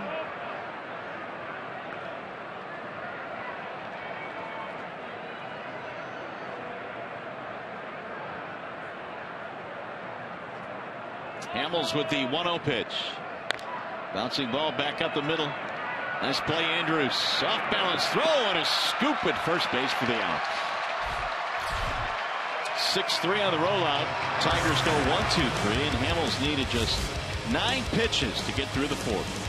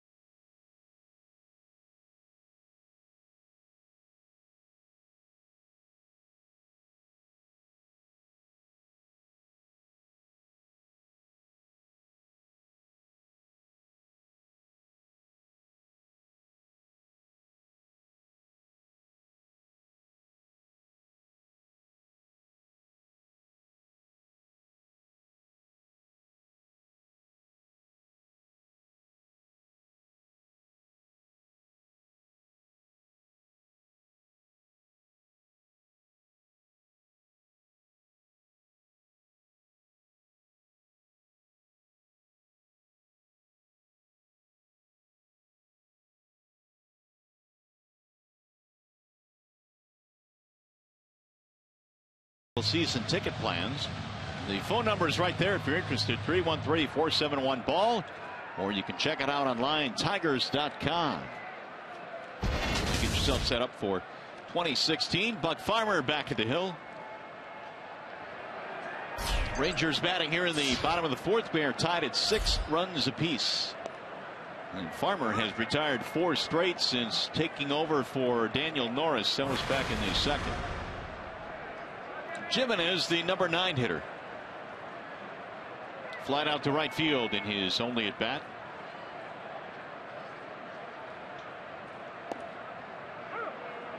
One ball, one strike.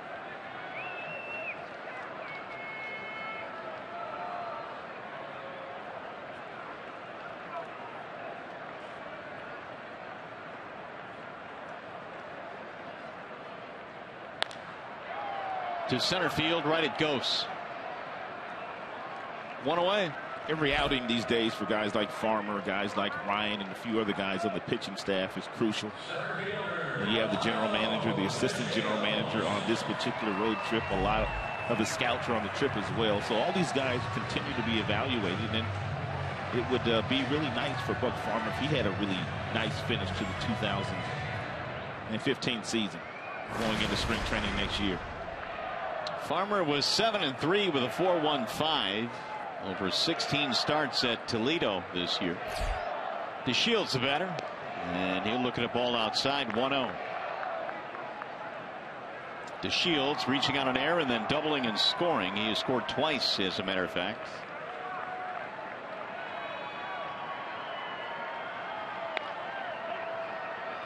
That'll roll foul. It's hooking back and finally going to stay foul. Romine was giving it a chance, but meanwhile Shields was gaining on him. Well, Shields did not want that ball to roll back into fair territory. He'd still be standing in that batter's box. That would be inexcusable. We've seen it happen over the years. 1-1 on DeShields. It's a couple of years ago. It was 2012 when DeShields stole 101 bases in the minor leagues. Really? 101, but it was overshadowed. Nobody paid attention to him because that was the year. Billy Hamilton. Billy Hamilton stole like 150 something. I mean, how do you like that? Well, he picked the wrong year to steal 100. Nobody steals 100 bags, especially in a minor league season. They don't play 142 games. Right. And nobody cared because Billy Hamilton stole $155, I think. His dad was a real good player, too. Good second baseman with good speed. Down he goes. Buck Farmer looking good tonight. Apparently, DeShields was looking for something soft, and Buck Farmer came back with a 93-mile-per-hour fastball that was basically right down the middle. Yes, it was.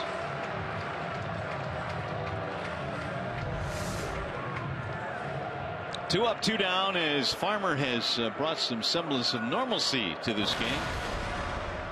Shin-Soo Choo, 2-run shot in the first. Strike one.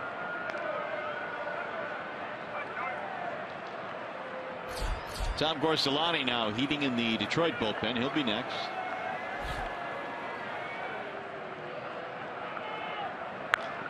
Fly ball, left field to the gap. Gosen Davis on the run, bangs off the wall. It'll be another extra base hit for Shin-Soo Choo. It's a 2-out double. Boy, has he heated up at the right time for his squad. He is playing like the Shin-Soo Choo that they got from the Cincinnati Reds a couple of years ago as a free agent. Fastball up, drilled the opposite way by Choo.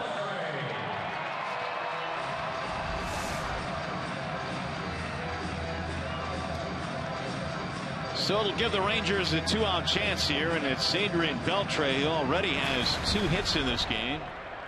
One of them produced a run, a single back in the second.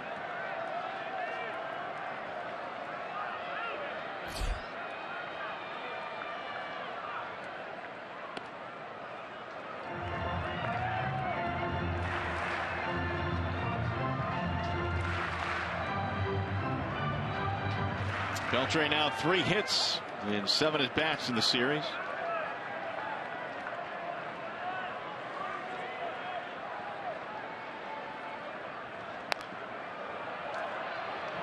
Beltre's been a thorn in the side of the Tigers really the last couple of years. Since the start of 2013, he's hit over 400 against Tigers pitching. He has been in the big leagues for 18 years, and looking at his body, man, it looks like he could play another 5-6 years.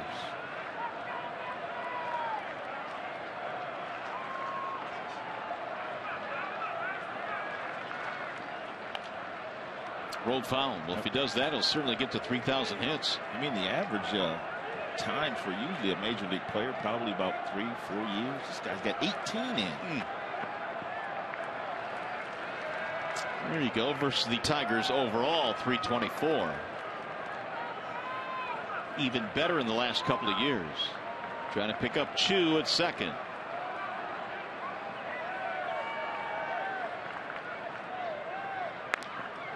Fly ball right field. To the corner goes J.D. Martinez, still on the run. He can't get it. Oh, my goodness. One hop over the wall to score a run. J.D. threw his glove out, but couldn't catch it. A 2-out run, and Texas has the lead.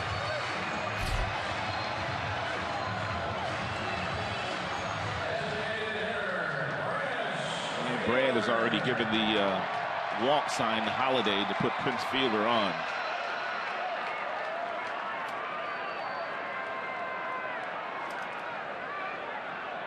What is it with 2 outs today? I don't know. Really on both sides.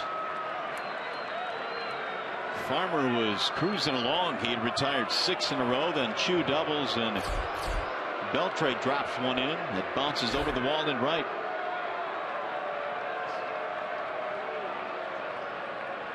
Fielder being walked intentionally here with first base open.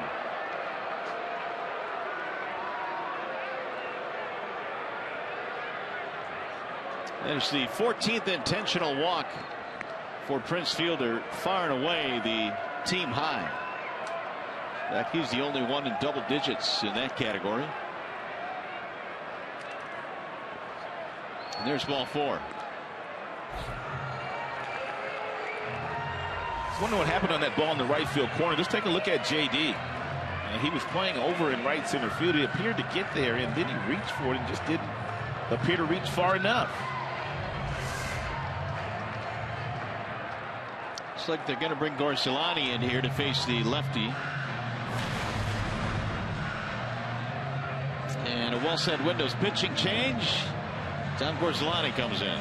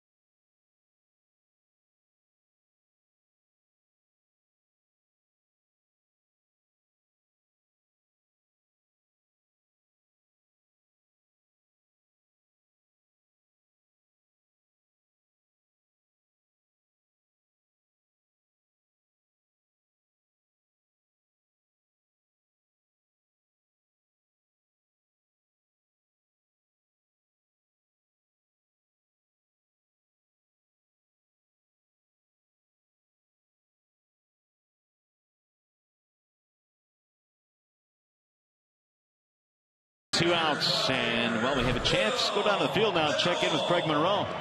Hey, Mario, guys, listen, Rod, I'm down here hanging out, obviously, in the camera well, getting an opportunity to kind of watch the interaction between former teammates Prince Fielder and Victor Martinez. Prince Fielder was getting walked there to intentionally and he looked over in the dugout and watching, pretending to be B-Mart and watching these guys banter back and forth, laughing at each other. It just goes to show you about the brotherhood. Doesn't matter what team you're on, you just love each other, and it's such a great chemistry between these three players in Miguel Cabrera. Yeah, they played together for a couple of years, thanks Simo, and you can see that playfulness coming out here tonight as Gorsolani now checks in for the Tigers. Venable gets his first at bat of the ball game, took over defensively from Napoli, and there's a ball missing low and away from Tom Gorsolani. A lot of respect there shown to Prince Fielder. Did not bring the left-hander Gorsolani in to go after Prince. Simply put Prince on first base because he's already driven in 25 runs in the month of September. Why not go after Will Venable, who has been struggling since coming over from the San Diego Padres? It was on August 18th that trade was made between Texas and the Padres. Will's dad played in the big leagues too. His name was Max Venable. Meanwhile, Gorsolani now has gone 2-0.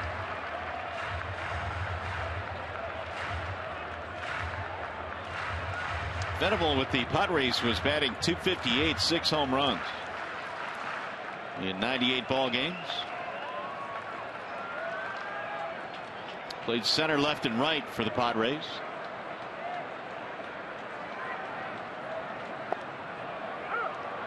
Two and one.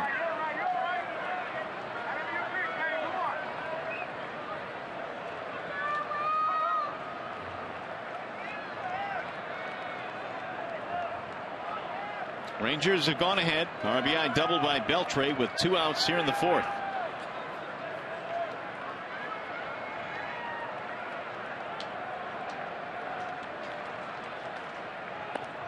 In there is strike call. That'll level the count now. 2 balls and 2 strikes. That was a well-located fastball.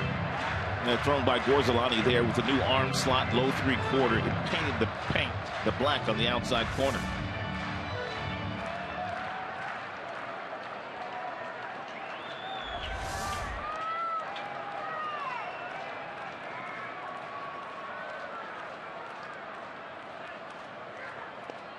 Didn't go. Thought about it. Full count, which means the runners will be going here with 2 outs. Mitch Moreland waiting on deck.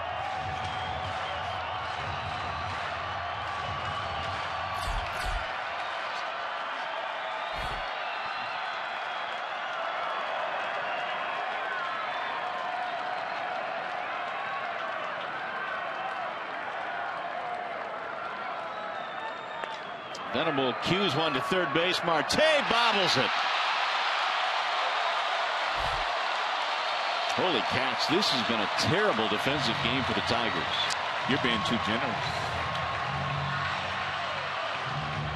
That's going to load the bases.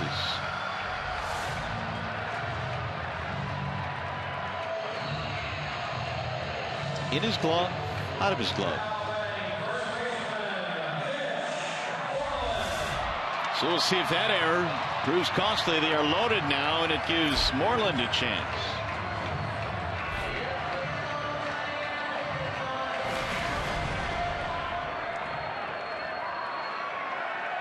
Third error of the night for the Tigers. They could very easily have 4 errors at one play that pop up in the, well, they could very well have 4 errors here this evening. So here's Moreland now with the bases loaded. 7-6, Texas with the lead. And a breaking ball strike, 0-1.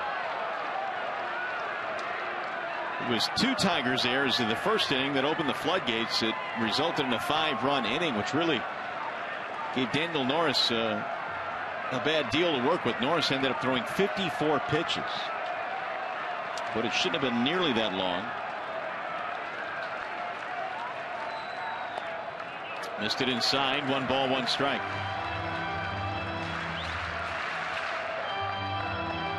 It's just the second 3-error game of the season.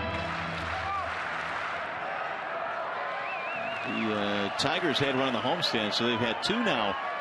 2 3-error games in the last 5 days. And they really have played good defense all year.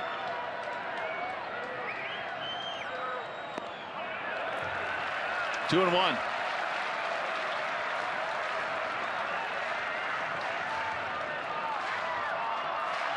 Norris started, then Farmer.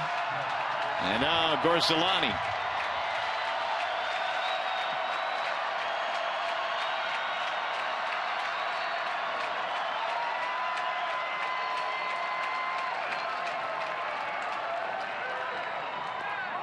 Outside, 3 balls and 1 strike.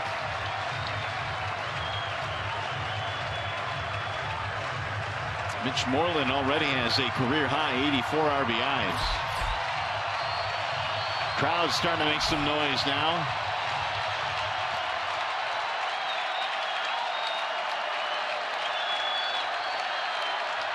Moreland trying to break it open. 7-6 Texas.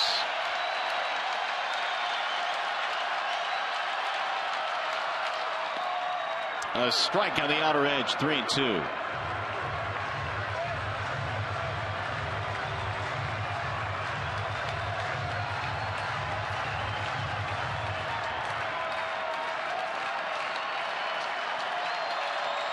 Last night they had just under 28,000 here in the ballpark. 3-2. Swing and a miss. He struck him out. Moreland goes down on strikes. That'll end the threat. The Rangers settle for 1 run, but they leave him loaded.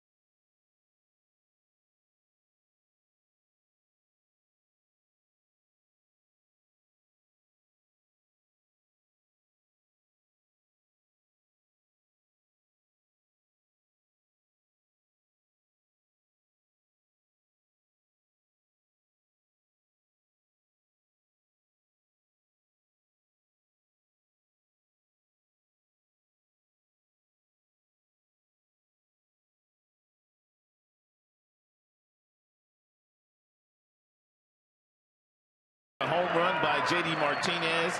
Brian Holiday with a home run in the second. Rajay Davis with a base hit. Another walk to J.D. Martinez and Marte and Machado, the babies, get it done against Hamels. Hamels really has not been able to put the Tigers away efficiently here this evening. No, and he's had a couple of chances to do it. He's got a 1-run lead again now. He's kind of been back and forth. You talked about all the 0-2 counts that he has gotten ahead of the Tigers with this evening, but he has not been able to put them away. It'll be Miguel Cabrera here in the 5th inning. Miggy, then Martinez and Romine.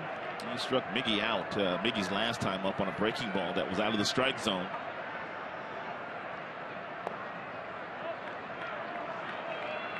Two-0 the count on Cabrera, who walked and scored ahead of the Martinez home run in the 1st. The strikeout happened in the 3rd.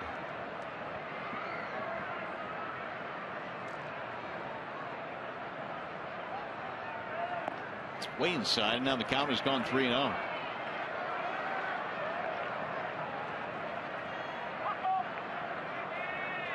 Not nearly as sharp, Hamels, tonight as he has been in recent starts. He was acquired in an 8-player deal on July the 31st.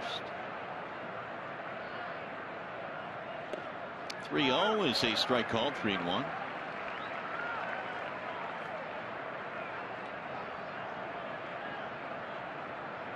Hamels, a workhorse with the Phillies, a 3-time All-Star, 200 innings, 6 separate seasons.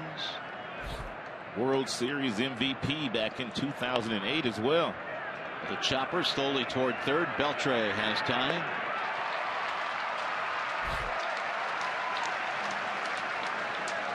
One L. Let's check in with Craig Monroe again. Simo, you've noticed something on the Tigers' approach tonight against Hamels. I have, Mario. I was hanging around the batting cage today, watching the guys take some batting practice, and also getting a chance to chat with a couple of the guys. And they simply told me they have to respect Hamel. He's been one of the best lefties in all of baseball.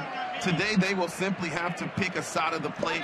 They've picked the outside part of the plate because he has such a good cutter on the inside part. They've actually worked that approach to perfection. J.D. Martinez shot him to right center in his first at bat. There's a ball low to J.D. Martinez.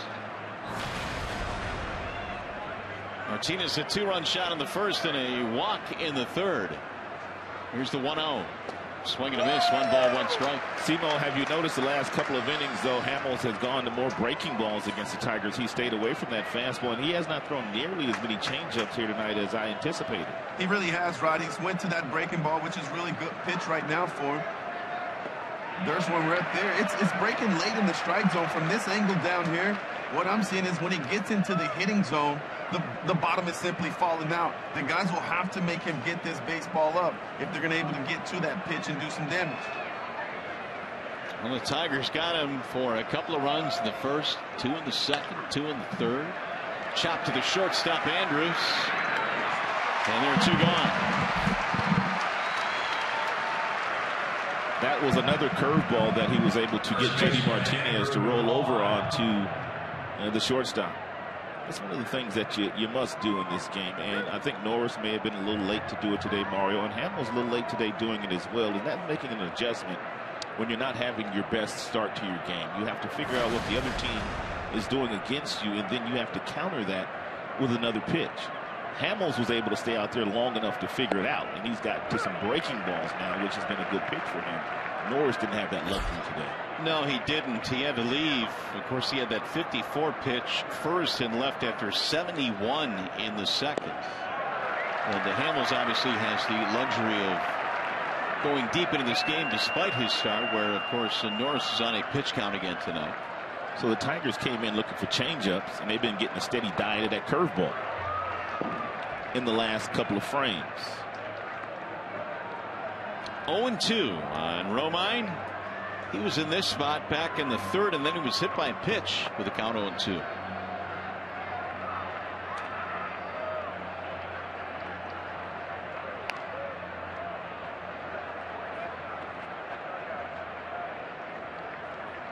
Andrew did not start the game, came on defensively when Castellanos left with a bruised finger.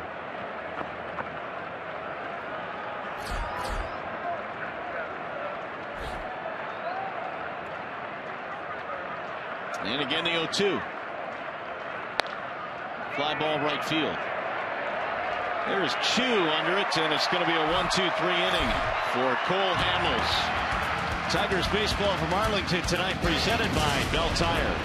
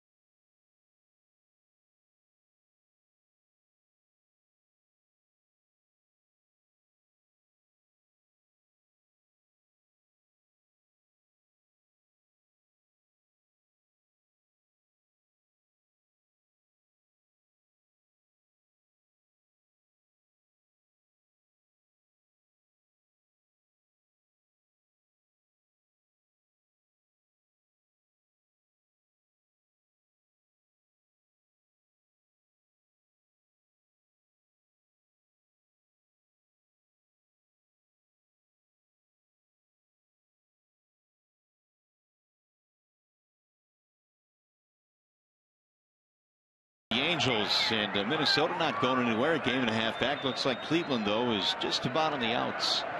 On the outskirts of the wild card second spot. Yeah, Cleveland got off to a poor start this year and really couldn't recover, even though under their manager Terry Francona the last number of years they've really been a good second half team. Elvis Andrus leads it off. Bottom three coming up for Texas. It'll be Andrus, Odor, and Jimenez.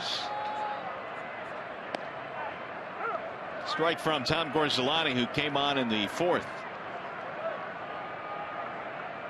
Andrus with an RBI courtesy of a sacrifice fly. 7 runs, 7 hits tonight for Texas. The Tigers 6 runs on 6 hits.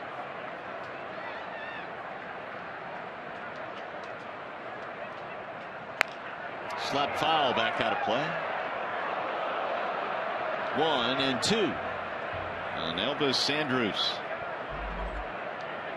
Drew Verhagen is up in the Detroit bullpen. It appears he'll be next in this game. The Tigers had to turn this pretty much into a bullpen game when Norris had to come out in the second. And Drew, another one of those young pitchers we were talking about that wants to leave a real nice impression on this staff once he leaves next Sunday. And he's done all that too. He really has. He's been a nice addition to the bullpen for the Tigers. You feel that you're not giving up on him as a starter, though, No, I'm not going to give up on him as a starter, but I do know they feel like he has kind of found his niche in the bullpen. And the bullpen has been a problem area for the Tigers the last number of years. So it would be a wonderful thing if they went into next year's spring training knowing that Verhagen was one of the pieces that they were going to use along with whoever else they want to use out of their bullpen. He looks awfully comfortable pitching out of the bullpen, though, for a guy that's been a starter his entire career. Yeah, you might not want to mess with it. Well, the success he has had here. Pulled on the ground to short. Righted Machado. Andrus is out. 1 away here in the 5th.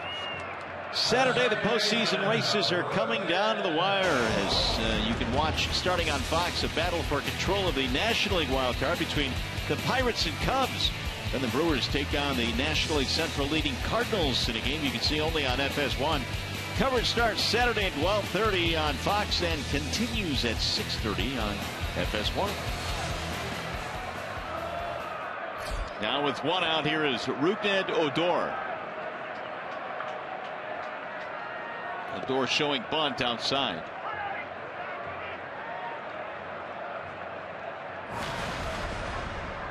RBI triple in this game. 15 home runs this year for Odor.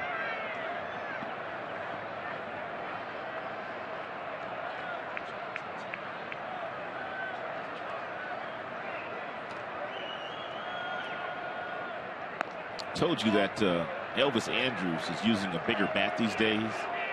Well, Odor does just about everything that Andrus does. He's got a pretty heavy bat himself, and I think that's kind of helped him hit those 15 home runs. Big bat. Bat looks as big as he does. Not real big in stature. Odor is one of those guys who got to the big leagues very quickly. In fact, he was only 20 years old last year when he got to the major leagues, and at that time was the youngest player in the big leagues.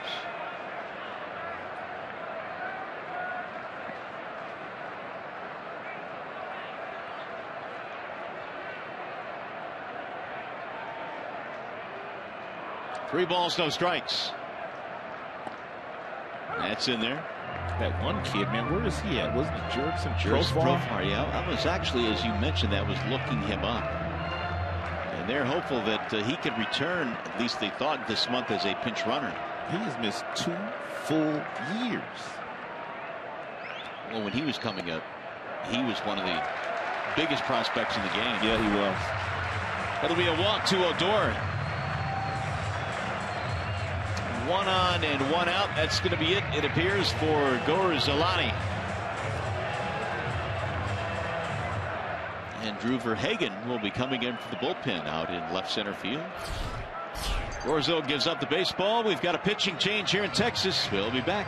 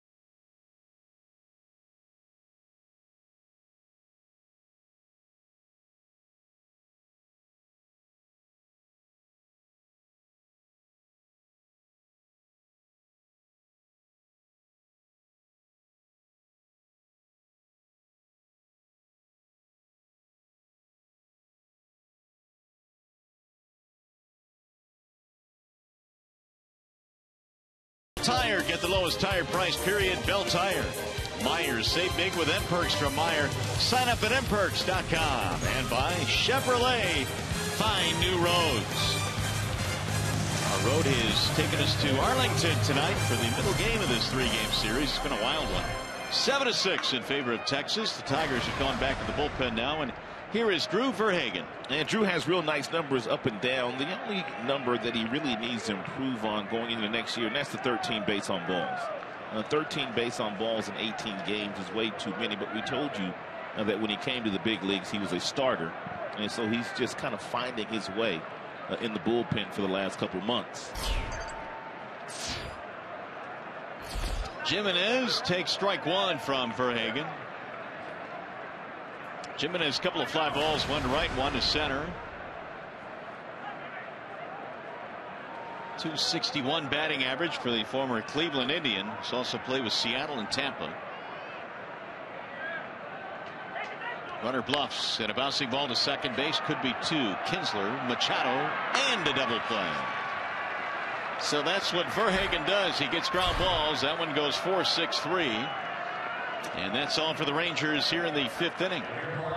5 in the books in Texas. Rangers still lead by 1.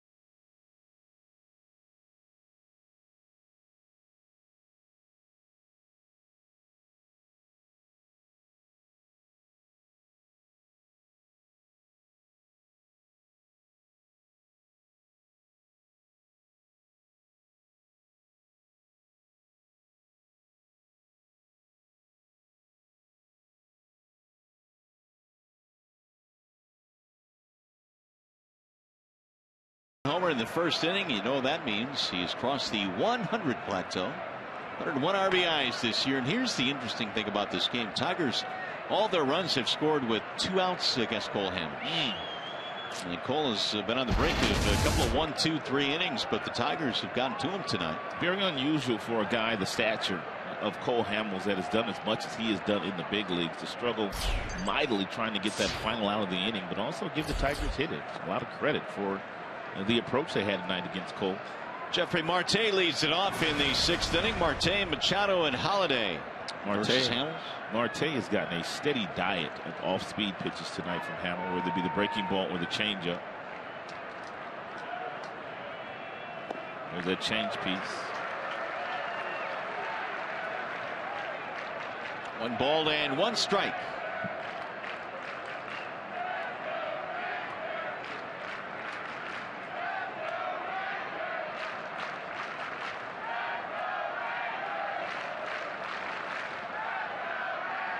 Marte RBI singled in 2 at-bats. He didn't like that call. 1-2. Hamels in his 10 years with the Phillies won 114 games, had an ERA a little bit over 3. MVP of the 08 NLCS and World Series. So his resume is quite full. At one time when he was pitching for the Philadelphia Phillies, they had a staff that was one of the best of all time, with himself and Roy Halladay and Cliff Lee And there was one other guy that was on that staff, too. Was it Roy Oswald or was it somebody else? No, it might have been Oswald. Oswald was on the back end of his career, of course, as was Holiday, but they had a good staff. Ooh, that was an awkward swing. Down goes Marte.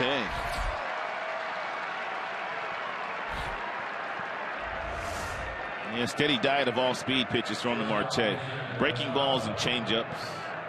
And he swung right over the top of that one. Here's our high-speed pitch, and it is brought to you by Xfinity on Cole Hamels.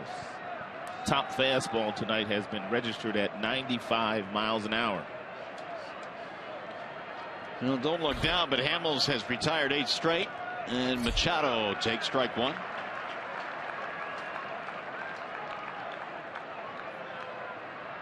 Dixon a double to drive in a run. He blooped one down the right field line. That was back in the 3rd. Bottom of the lineup doing some good work for the Tigers. Marte has knocked one in. Dixon, Machado. Holiday has homered. Ghost has singled, stolen a base, and scored. 1-2.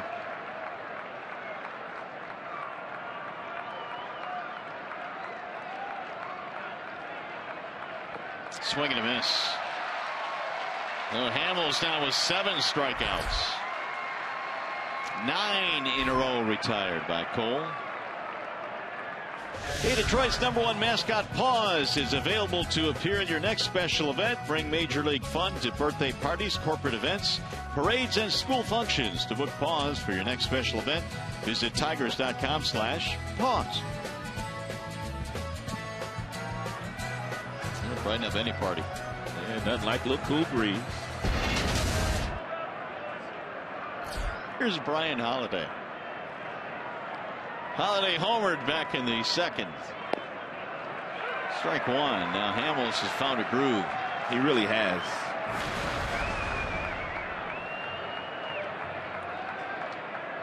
An home run that Holiday hit was his 2nd of the year. Thought about dropping down a bunt with Beltre way back at 3rd. And B. Holiday did that a few times last year when he was getting consistent reps as the Tigers' backup catcher to Avila. I don't know what his future is as far as in Detroit or not, but he is a good backup catcher. He's going to be one of those guys, Mario, that we're going to look around 7, 8, 9 years from now, and Holiday's still going to be backing up somewhere in the big leagues. Agreed. It may even be here. Who knows? I mean, Brian has had to go down to AAA for most of the year this year, but did so willingly. McCann going forward certainly will be the starter here. Hamels only threw 87 pitches in his last outing against Oakland. He's up to 100 now.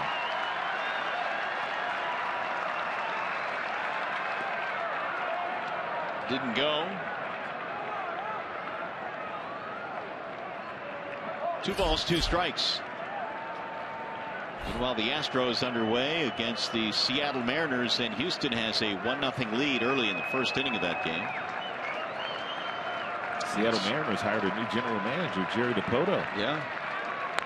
How about that? He quit his last job. He got another job a couple months later. He's going to dump down the right field line. Fair ball. Holiday trying to get to second, and he will. It's a hustle double there for Brian, tying run in scoring position. So now a homer and a double for Holiday. That's a ball that's up in the strike zone. He hasn't left many up while he was retiring 9 in a row, and Brian Holiday saw that ball into fair territory and got himself to second base. Between Mike Maddox and Brad Auspis and Jeff Jones, and they made a lot of trips to the bump tonight. Yeah, those 3 probably will not work out tomorrow. No need to. If Maddox has one of those Fitbits on, he's going to get to 10,000 steps real quick. That's the threshold, right? You try and get to 10,000 every day. Yeah, 10,000. That's a good starting point. I was talking to Jim Schmeichel, the Tigers clubhouse manager, the other day, and he had one of those on. I said, "How many steps you got going today, Jim?" He said, "I'm at 17,000." Oh, he's all over the place, man. Oh my goodness, yeah, he's walking circles around that clubhouse. And he also walks at the ballpark every day early. He walks around the ballpark. I kind of enjoyed mine. It's turned out to be a nice little buddy to kind of nudge you. You know, if you're kind of just sitting around, you look at your wrist and you see that Fitbit on there, it's kind of talking to you. Go walk. You need to get up and go somewhere. Dyson now starting to loosen up in their bullpen. Let's see if the Tigers can tie it up here with a 2-out hit. Ball 1 to Anthony Gose.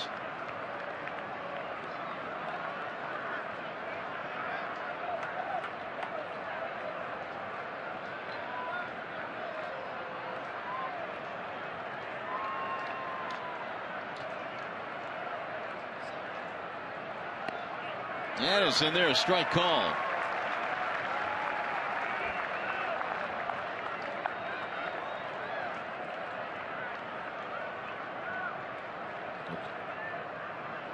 Gose a single, a steal, and a run scored. He is 1 for 2 in this game, trying to pick up Holiday here in the 6th.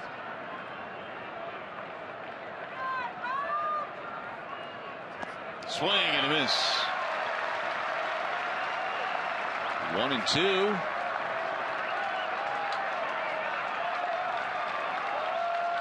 And the crowd trying to pick up Hamels again.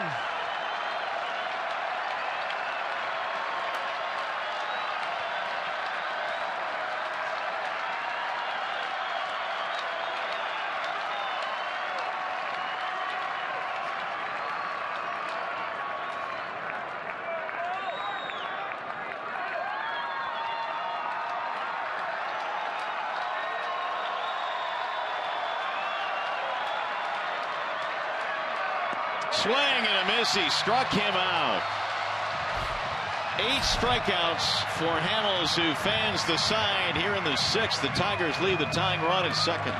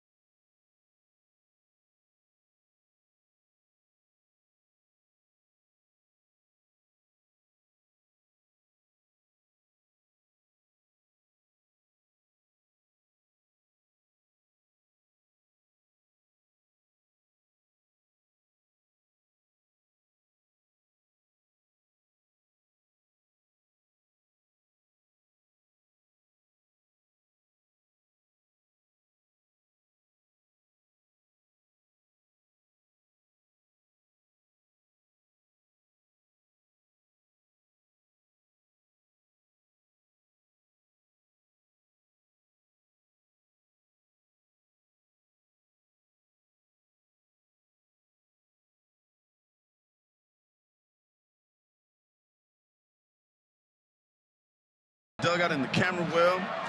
And for whatever reason, the Tigers defense have been solid all season long. It's been their strength in 2016. But tonight, it's been a big disappointment. There's been a few errors that have led to some runs. If you're a pitcher on the bump tonight, definitely not trusting the guys right now. They'll definitely have to do a better job and allow these pitchers to attack the strike zone and make some plays. Well, when you look, Simo, at that first inning, really Norris ended up throwing 54 pitches, but the error by Kinsler and also the error by Marte, it could have been much different in that first inning. I mean, it really could have, Mario, and it's unfortunate, too, as a pitcher, when you don't have the confidence or the trust that your fielders behind you are going to make plays, it makes pitchers nibble a little bit more, scared to attack the strike zone, and I think that could have been the case with Daniel Norris tonight. Well, Shin-Soo Choo will stand in now with 1 out. 7-6. The Rangers have the lead over the Tigers. Chu is 2 out of 3 with a 2-run homer in this game. And a double. There's a strike on the outer edge. Simo, when you're a player and you've played and you're having a difficult day from a defensive standpoint, I mean, what's your mindset like? I mean, are you wanting the ball hit to you, or are you a little leery as a defender at wanting the ball hit to you? I think it depends on the guy. Some players are saying, hit the ball back to me so I can make a play. And then you have guys that are questioning, saying, not really feeling it on the defensive side. Here's the 0-2 from Verhagen. Swing and a miss. Ooh, I see you, Verhagen. Ooh. What do you got on Drew down there, That looked good, Simo. That looked real good. Listen, I've been impressed with Drew since he put on this Detroit Tigers uniform in 2016. I love the fact, Rod, that the ball, he keeps the baseball down south of the knees. He uses both sides of the plate, and that breaking ball right there is flat out filthy. He gets about, when the ball's put in play against him, he gets about 75% of the contact is put on the ground, and that allowed him to get that double play at the end of the last half inning. Beltre steps away from the breaking ball. Strike one. They've not been able to get Beltre out tonight. 2 singles, a double, 2 RBIs. Something else on Verhagen here. From down here in this camera reel, guys, you ought to see the tilt on the baseball, Rod. Just throwing straight downhill. Tough for the batters to make good solid contact against Verhagen. Yeah, he's got a tall frame, so he's got that built-in height advantage.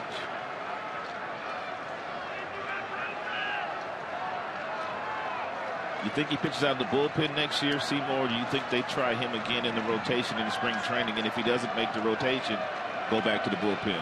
Well, I definitely think he has the pitches to be a starter. Oh, nice play right there, Marte. No, he definitely has the pitches to be a starter. But I think the bullpen, he might have found his niche. He's been outstanding right out of the bullpen. Willie's had a 9-pitch inning, 7-6 to score as we go to the 7th.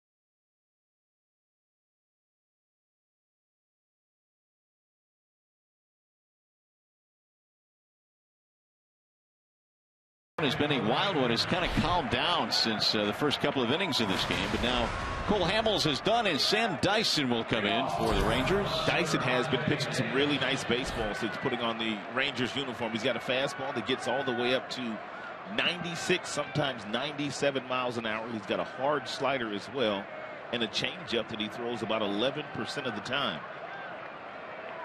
Dyson has allowed just 3 earned runs in his last 25 innings of work as Rajai Davis will lead it off. Speaking of that Kansas City Royals Chicago White Sox game, every game is crucial for the Kansas City Royals if they want to retain the best record in the American League throughout the playoffs. Here's a bouncing ball toward third. Beltre has it there, and 1 pitch, 1 out. Davis retired. Yeah, that's going to be real important when you consider what the Blue Jays have been able to do at home and how really raucous that place can get at Rogers Center. It's turned into a really nice home field advantage. Meanwhile, the Angels are leading the A's tonight 2-0. That game is in the top of the second in the Big A.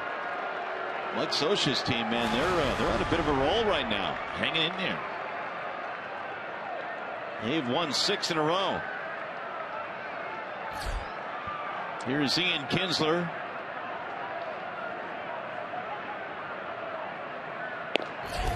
Strike 1 on Ian.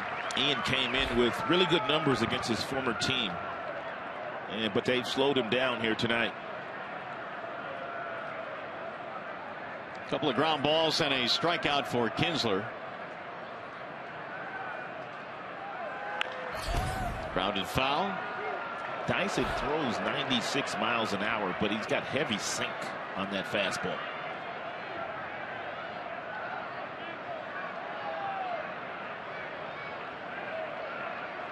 .368 ERA with the Marlins in 44 relief appearances with them.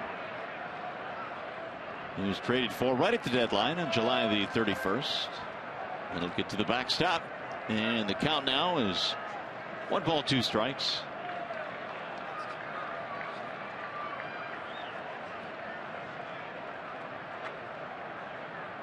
Dyson, born in Tampa, lives in Tampa, Florida. Here's the 1-2.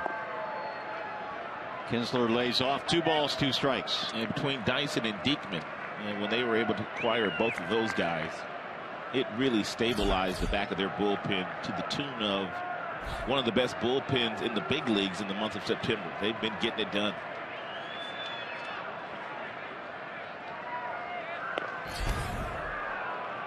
Another mid-90s fastball, but that one goes high. 3-2.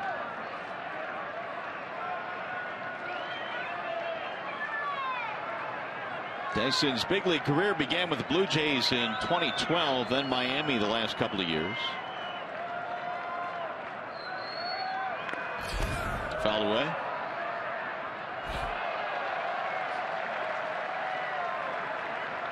It's fascinating that John Daniels could acquire 2 power arms like Diekman and Dyson at the trade deadline. Both guys have 97-mile-per-hour fastballs. You know, we talked about it as well, that the Rangers toward the end of July were so many games back. I mean, it's not like they were knocking on the door when they made these deals for the bullpen help and for Cole Hamels. 9.5 back. And boy, has it really paid off for them.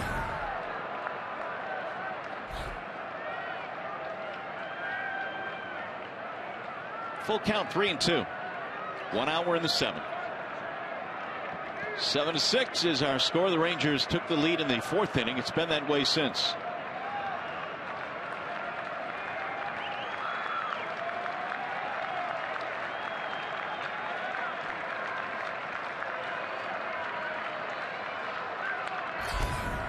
Kinsler not going down without a battle. Yeah, there's what you were talking about right there. That was through July 20th. The Rangers were 9 back, and the Angels were in first place. They flipped that upside down, didn't they?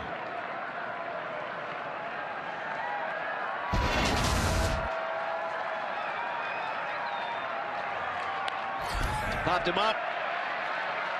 Left side of the infield, Andrus and Beltre. It's Andrus. 2 up, 2 down here in the 7th inning. And Dyson now will go after Cabrera.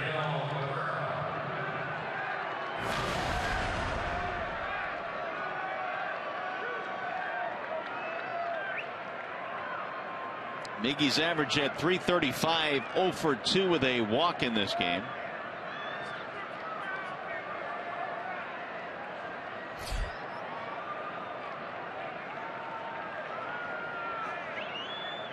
Hamels went 6 and struck out 8. He struck out the side in the 6th inning. Ball 1. Hamels did not have his best stuff today, but he was able to persevere and give his team 6 innings. Yeah, and he would retire 10 of the last 11 that he faced before departing the ballgame.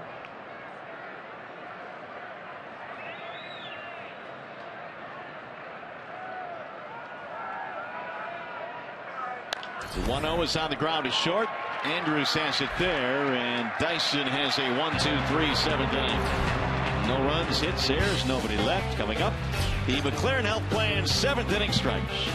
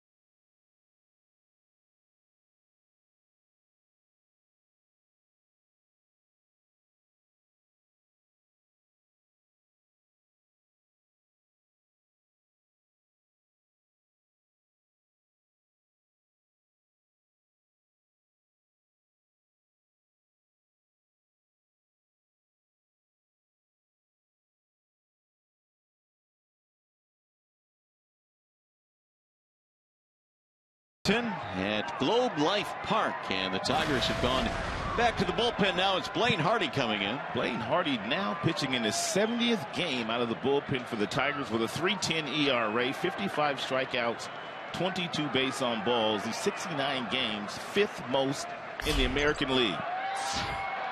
And they run him out there again here tonight. The Tigers had to go to the bullpen early this evening. Daniel Norris, 71 pitches, was taken out of the 2nd inning tonight. Fielder leads it off.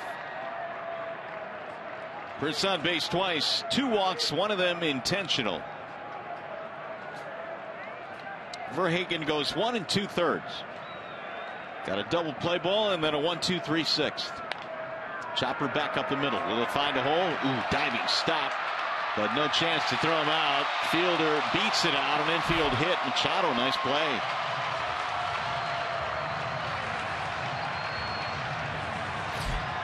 Prince Fielder is just turning in one quality at bat after another quality at bat, and this was the case in last night's game. 11 pitch at bat in the 9th inning against Neftali Feliz.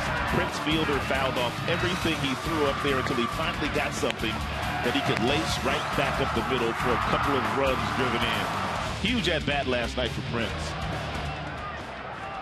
That would be our Bell Tire pitch by pitch.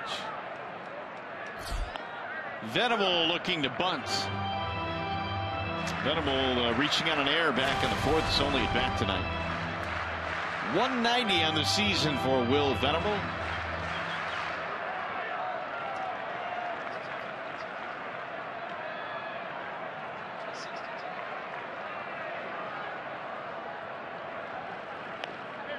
He'll drop down the bunt. Hardy has 1 play. Venable is out. Sacrifice, advances Fielder.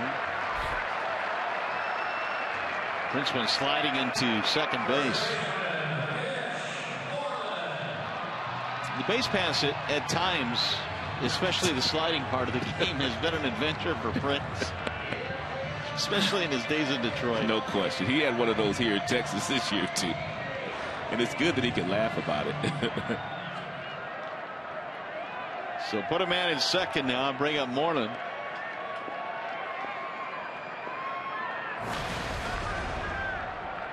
He was up there in a big at bat. The Rangers had taken the lead in the fourth. They had loaded the bases, and Moreland struck out.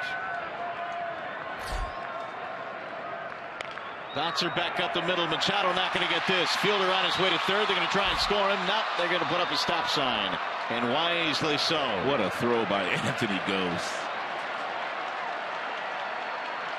Ghost fired a one-hopper. Fielder initially looked like he was going to come around.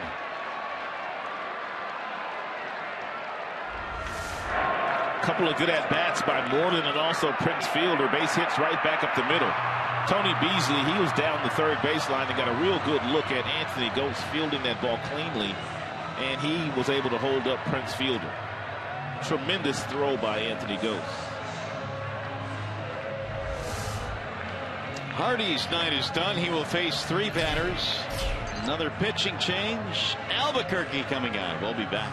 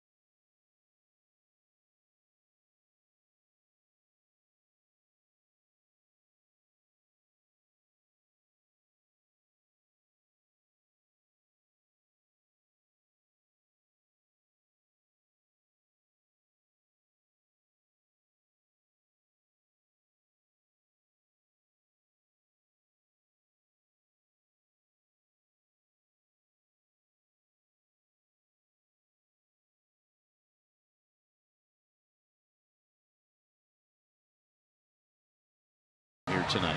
Well, both those teams at the top, Toronto Blue Jays and the New York Mets, they both made some real nice deals. I mean, you could argue that they made the best deals at the trade deadline with the players they were able to acquire. Here is Albuquerque out of the Tigers bullpen. Albuquerque with 55 strikeouts this year. In 66 games, 15 of the 41 inherited runners have scored against Albuquerque. He has 2 out there right now. Ooh, up and in, and down goes Andrews. No intent there by Albuquerque. Fastball just got away from him. 7-6, Rangers lead. They have runners at first and third in the 7th. Albuquerque looking for the ground ball to get the double play to get out of the inning. Although Andrews does run well.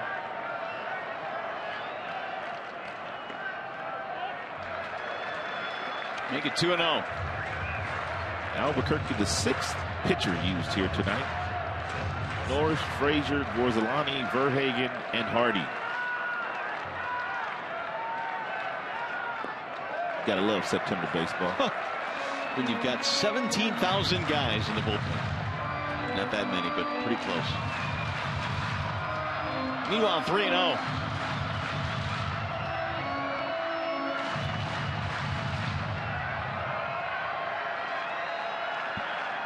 Andrews, a sac fly, couple of grounders. And he takes ball 4, and Albuquerque comes in and walks the first man he faces. That will load the bases.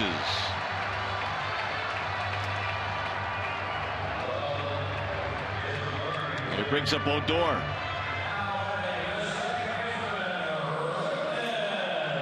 This Rangers lineup has so much depth. You've got a number 8 hitter here who's got 59 RBIs this year. Yeah. They've got some balance. They've got some speed.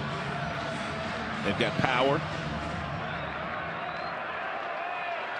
Rangers in the first 2 games in the series are 1 for 6 with the bases loaded. They've got another crack here. That's a lot of times they had the bases loaded in 2 games. Thinking the same thing. Here's strike 1 on Rougned Odor.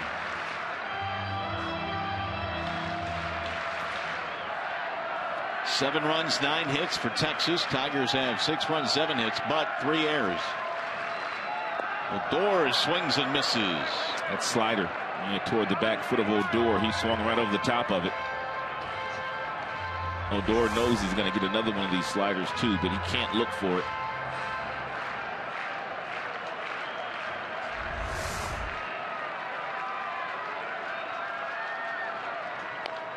Grounded foul. See Albuquerque in the locker room today? What was he doing? Walking around with a big old sombrero on his head. No, I didn't catch that. Well, he's in Texas. Well, we are in Texas. Did he have some boots on too? No. I didn't bother to look past the sombrero. Because you never know what you'll find. 0-2.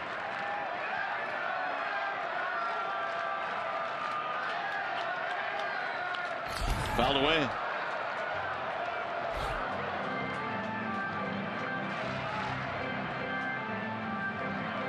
Rangers have not scored since the 4th. The Tigers bullpen, including Gorsalani and Verhagen and Hardy, had been able to keep them off the board. And we'll see if that'll continue here with the bases full in the 7th. And a swing and a miss. Odor, they're 2 gone.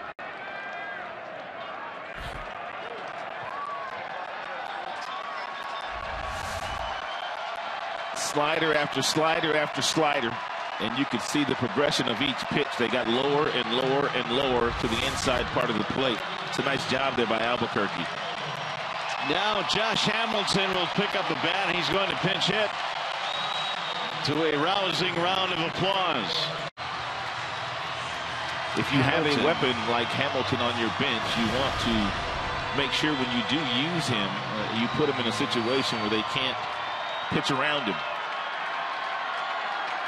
Hamilton loves to swing at the first pitch. 2 for 8 as a pinch hitter this year with a couple of RBIs. And he swings on the first pitch and fouls it down the left field line. The last 5 years, I believe Hamilton has swung at more first pitches than anybody in baseball. But you're starting to see a lot of guys swing at the first pitch, and when you look at some of the guys' numbers, they're really good numbers. Pitchers are always trying to get that first pitch fastball over the plate. But if you know a guy's going to do it, why give him anything to hit? Throw him something else.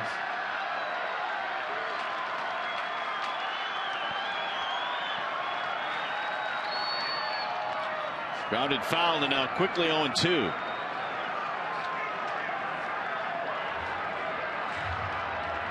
Fielder, Moreland, and Andrews, the base runners for Texas here in the 7th. Bases loaded, 2 outs. They played a pull against the left-handed batting Josh Hamilton. It'll bounce in. Nice block. Holiday kept it in front of him.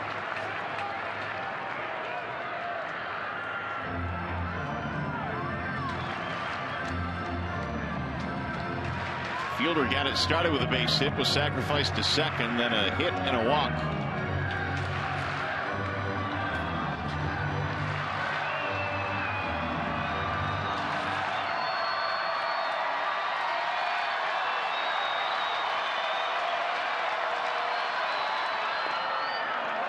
Two balls, 2 strikes. Albuquerque could get away with the fastball here. And to Hamilton, the way that he took that last slider indicated to me that he was looking for the slider. I don't know if he'll want to throw a fastball here, but he can get away with it.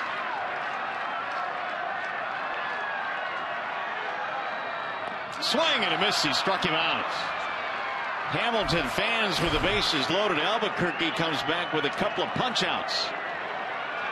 And the Rangers leave him loaded.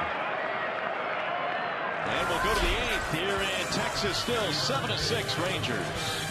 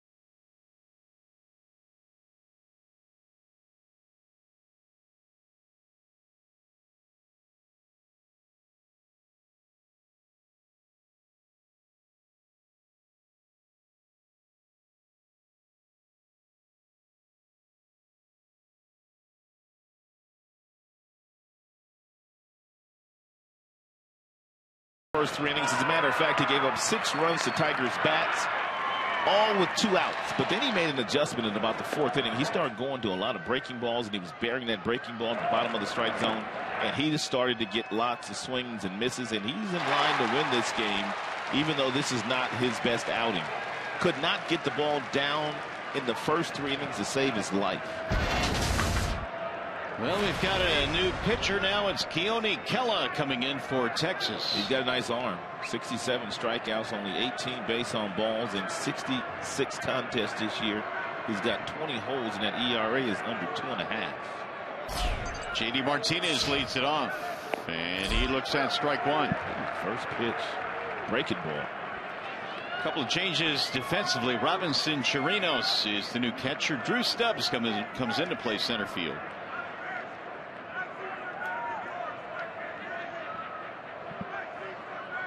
Here's the 0-1 from Kela. J.D. had a rip at 96. 0-2.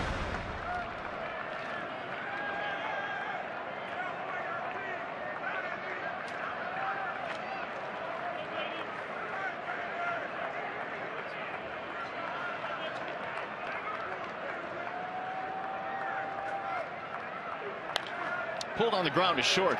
And right there is Andrews. Hit it hard, but right at him. 1 out.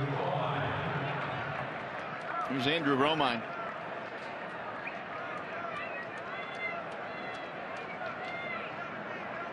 Romine is 0 for 1. He was also hit by a pitch, and he scored a run back in the 3rd. Dyson had a 1-2-3 7th. Now Keone Kela here in the 8th.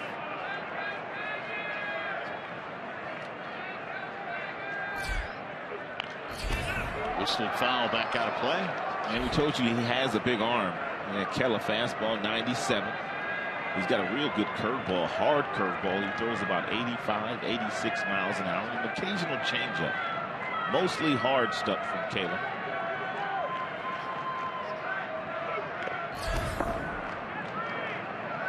One.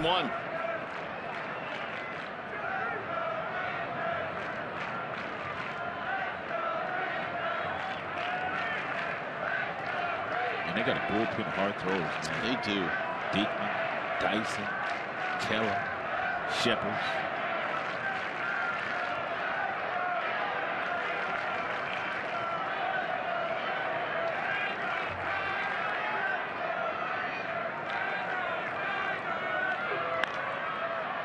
Since Kela was recalled, from their Double-A team on August 11th.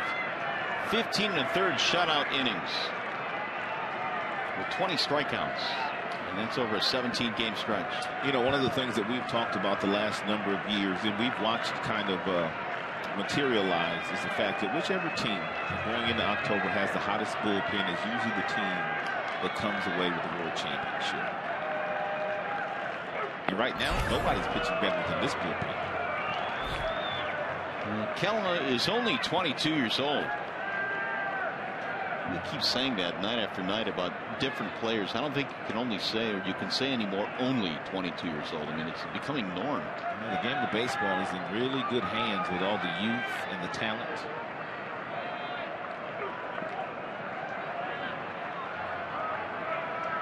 Three and two.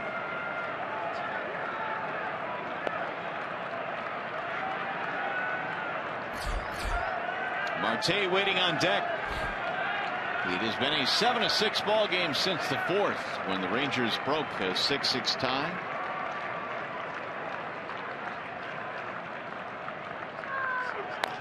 Chopper to the right side. Odor to his right. Plays the hop. Romine is out, 2 gone. Couple of ground ball outs for Kellen. They follow the Tigers wherever you are with MLB.com.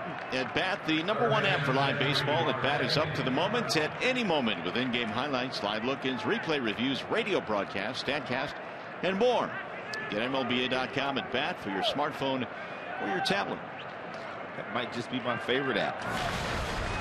It's the go-to. Everything you need. Especially this time of year. Here's Marte. Single to drive in a run. It came back in the third inning. 1 ball, no strikes on Jeffrey.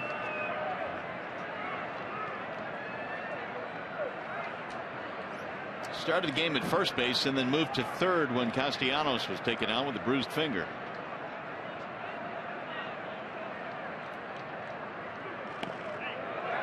Strike called on the inside part of the plate. 1-1. Adrian Beltre down at third base, really hugging that line. And there's absolutely nothing going to get past him to his right. If it does, it'll be a foul ball.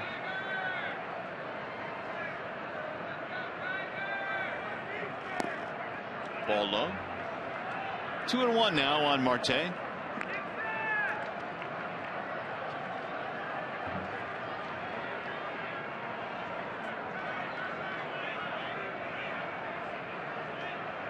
Tigers jumped out to an early 2-0 lead on Cole Hamels in the first inning. 2-run shot by J.D. Martinez, but that lead disappeared quickly when Texas scored 5 in the bottom of the first. And they've been jockeying back and forth since. 2-2, a 96-mile-an-hour fastball from Kellen. And the ball comes out of his hand very nicely. Real nice, slow, smooth delivery, and the ball just simply explodes out of the right hand of Keller. Here comes that breaking ball. And it's a nasty one. Swing and a miss to strike him out. With a capital N. 1-2-3-8 for Keone Kela.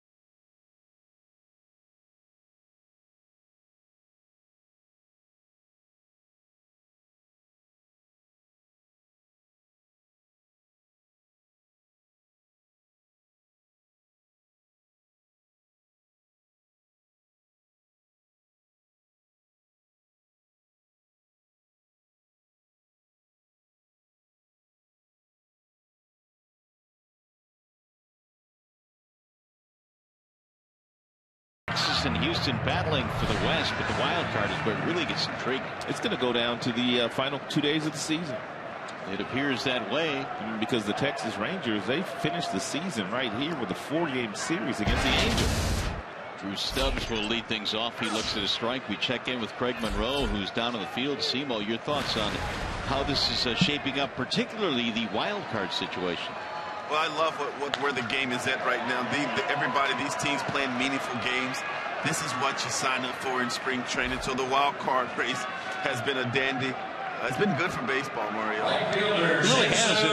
And I have to admit, Craig, I don't know how you felt, but when that first wild card was introduced, then the second wild card was introduced, I thought, man, we're turning into the NBA here where just about everybody makes it. But it really has given a lot of cities a lot of hope late. You're absolutely right. I was under the same mindset, thinking, what are we doing to the game? But it's definitely made the game better. I like that, now teams are buying at the trade deadline, feeling like they have an opportunity. Shin-Soo Choo is the batter here with 1 out of the 8th. It is a tight one here in Texas tonight, 7-6. Which of the teams do you like the best, Simo? The Angels, the Rangers, or the Houston Astros? Well, I really like the Rangers and the way they're playing. I love what Shin-Soo Choo has been doing in the second half. He's been on fire, driving in 29 runs. They're playing with a lot of energy right now and a lot of confidence, Rod. Choo in particular has had a monster month of September, over 400, a double and a homer in this ball game tonight. 1 ball and 2 strikes. All right, Simo, who you got coming out of the American League? Let's just kind of cut to the chase here. Who's cut to the chase. Yep. I love it, Mario. Yeah. I'm going with the Toronto Blue Jays. Ever since they acquired David Price, they're the favorite for me. They're going to actually have the best record, I think, in the American League and have home field advantage. Well, Romine able to make that play, and a ground ball down the line, and Choo is aboard with 1 out. It's going to be another Tigers error, E3 on the play. 4 errors in this game. I cannot remember a game this year where the Tigers defense has let them down as much as it has in this particular contest. Well, we talked about the 2 errors in the first inning that really made a huge difference for Daniel Norris, but some basic plays. Well, Simo, if you've got Toronto coming out of the American League, I know you got the Cubbies coming out of the National League with Jake Arrieta and that squad, right? I'm not jumping on your bandwagon, guy. He's been pushing the Cubs forever. He has been pushing. Will you at least give me the Cy Young and Arrieta now? No, I'm not ready to do that yet, Rod. I'm not ready to do that just yet. I still believe what Zach Greinke is doing out in L.A. For the Dodgers have been really impressive. Now, you're absolutely right. Arrieta's been outstanding. He's down the stretch. He's proven that he definitely should get it, the Cy Young Award, but I just believe that Zach Greinke's going to get it. Adrian Beltre batting here with 1 on and 1 out. We're in the bottom of the 8th. Rangers trying to get some insurance runs here. A strike called on Beltre. You still got Greinke, Mario? I do. I have Greinke, but I will say this. I'm inching over toward your camp because Arrieta just continues to get it done. No, don't do that, Mario. I'm on that island by myself. Mario, don't do that. I didn't say I was there yet. I'm just inching over, but I still have Greinke. All right, me too. Well, I'm inching too. I just don't want to. I don't want to side with Rod. That's basically. I know where you're coming from. Yeah, I'm not doing that this time. No, I'm not on an island by myself. I know Alan's got my back in the studio. You're pulling out the stops, aren't you, Rod? I am. He's hammered foul down the right field line. Well, what do we have on Arrieta here? We talked about the fact that he's been really good. Post All-Star break. Look at this. You look at it. No. Rod can't be right, Mario. Did you just tell me you look at it? Yeah. Bob Gibson, Spud Chandler, Tom Seaver. Be honest, did you ever hear of Spud Chandler before tonight? No, never, not before tonight. 1 ball, 2 strikes on Beltre. By the way, that last pitch was the 300th of the night between the 2 teams. Albuquerque so far doing a pretty nice job of making sure that Choo doesn't steal second base, which is critical in a 1-run game. You have to give Beltre an opportunity to hit into a double play. And Chu knows that slider's coming, so he might just take off. Rolled foul.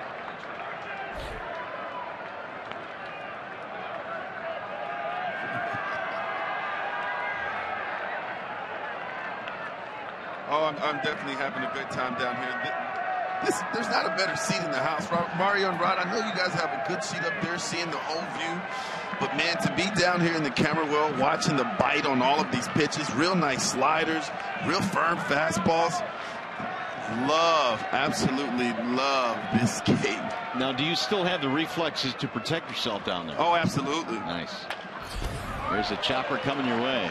I'm really trying to make a play. I thought, well, if I got down in the camera well, I'm down in where the action is. There's a good chance I get a ball over here, make a nice grab for the fans, and toss it to somebody, make somebody happy tonight. Albuquerque throwing a lot of fastballs to Beltre. 1-2. Beltre with 3 hits, 2 RBIs tonight for the Rangers. And that one missed outside. 2 balls, 2 strikes.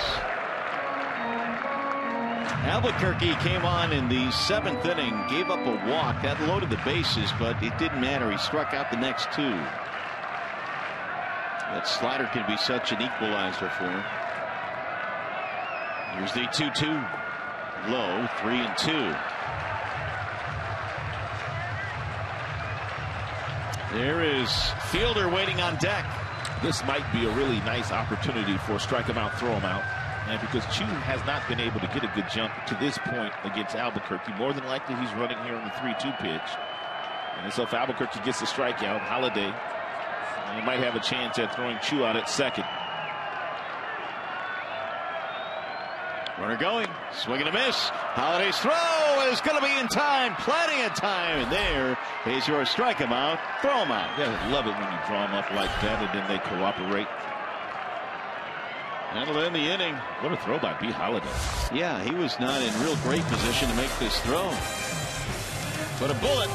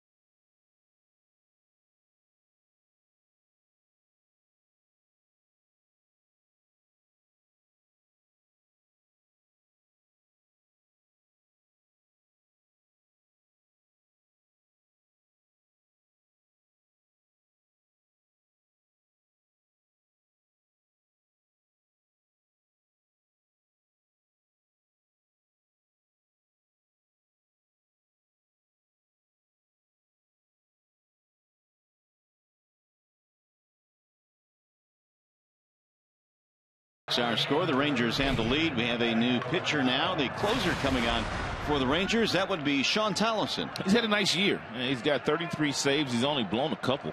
He's got a fastball that clocks out at about 93 miles an hour. He also has a slider. He has a curveball and a changeup. So he has 4 different pitches. Here is Alex Avila to pinch hit to get things started here in the 9th against the righty Tallison. And Avila swings and misses 0-1. Tyler Collins, it appears, will bat next for Holiday. The Tigers going to the bench here, pulling out some lefties against the right-hander.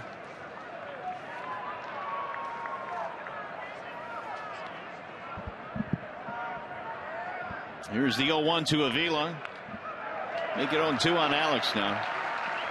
Alex is going to have to guard of the fastball upstairs. It's a lot of what Tolleson does. 93, 94 fastballs up. They look good.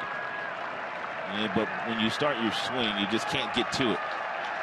Especially left-handers. Most left-handers love the ball down in the strike zone.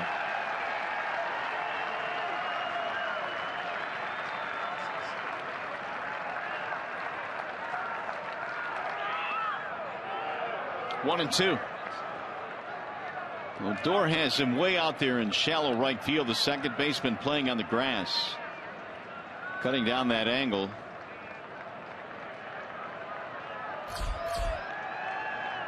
There's Collins waiting on deck to pinch hit for Holiday.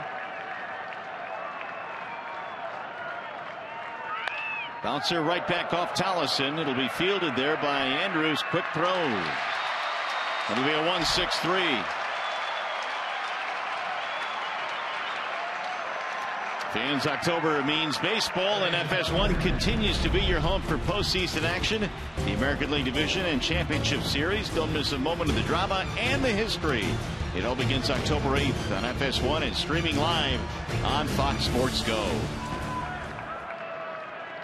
A little bit of a break there. Tolleson ricocheted that ball to Andrews. One gone. And Brad Austin was hoping that Tyler Collins could run into one. He ran into one last night. Hit a laser right down the right field line over the 349 sign. Holiday had a big night, had a double and a homer. Collins takes high, 1-0.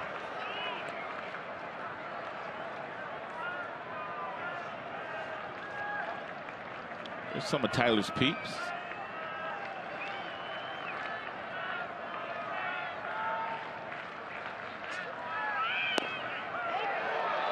Two and 0. The fans groan at that last call by Alfonso Marquez. Collins a 3-run shot. He was also hit by a pitch last night. And Tolleson pitching very careful to Collins, knowing that he's one of the guys that can't hurt him with a homer. Missed again. 3-0. Davis and also Rajay have occasional power, but Collins poses a power threat, and they're pitching to him cautiously. Chirinos, the catcher, as a matter of fact, went out to the mound before Collins even stood in the batter's box.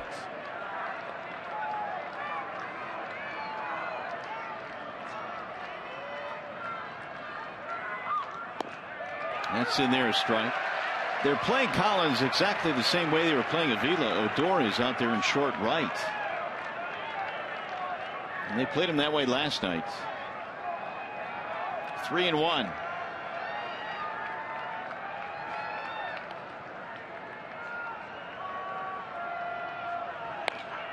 Soft line drive to right field, base hit, pinch hit single for Tyler Collins, and the tying run is on.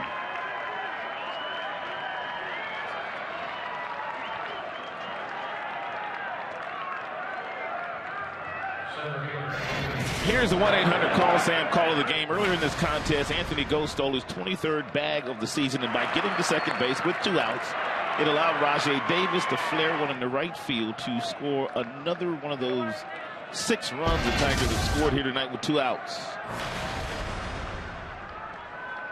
Here's Anthony Ghost now, single and a steal, 1 for 3.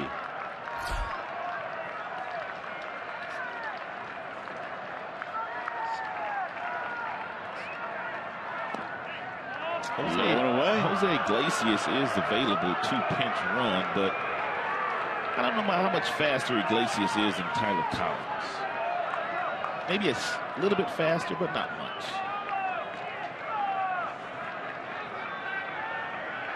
Collins representing the tying run. Way inside, and now the count goes to 2-0. And Tallison will get a visit from his catcher, Chirinos.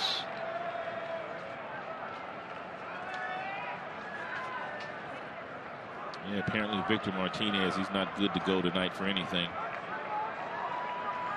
Not even pinch hit.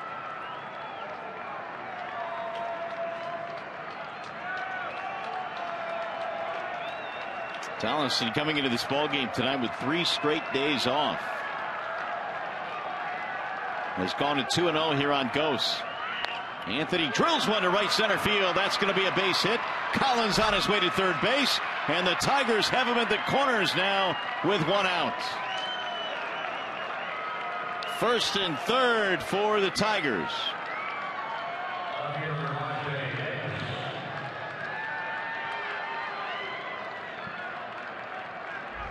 Anthony Ghosts has had a real nice day. This is his second base hit of the evening. That's the tailing fastball down and away from Ghosts at 92 that he barreled up, and Collins was able to read perfectly and get over to third base because the defense of the Texas Rangers was playing deep. Townsend has only blown 2 saves this year, in jeopardy of blowing another one. His last blown save was on August 25th against Toronto. And since then has had 8 consecutive saves.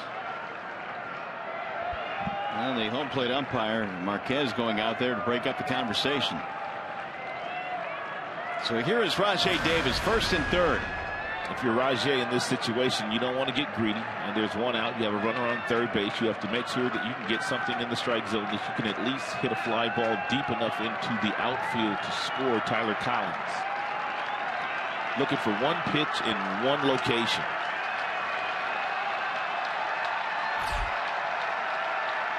Singles by Collins and Ghosts.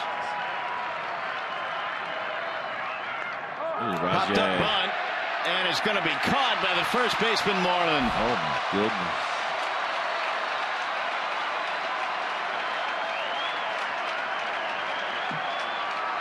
So that's not good. 2 away. Fastball up in the strike zone. Rajai Davis trying to bunt the ball towards second base, and because the ball was elevated, he could not get on top of it. And the Tigers are down to 1 out in this game. Here is Ian Kinsler. And the crowd coming to its feet now. Kinsler is the last chance for the Tigers with a tying run at third. 2 outs.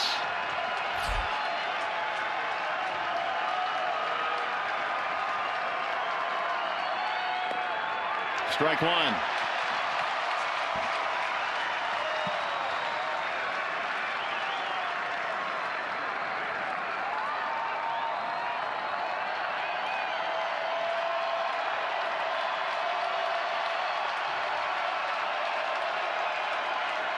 Oh for 4 tonight for Kinsler. And a ground ball foul, 0-2 now on Ian. And Tallison 1 strike away.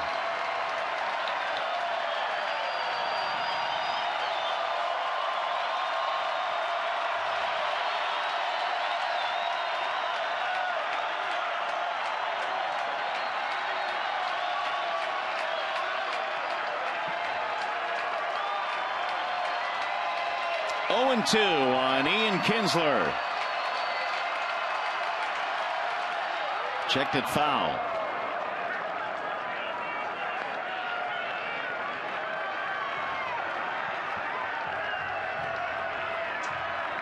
Here is Miguel Cabrera waiting on deck if they can get it to him.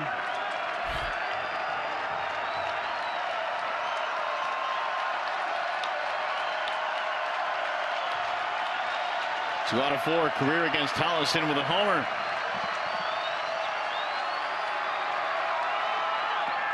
Low, 1-2. Each ball club tonight with 9 hits. 7-6. Texas leading here in the 9th.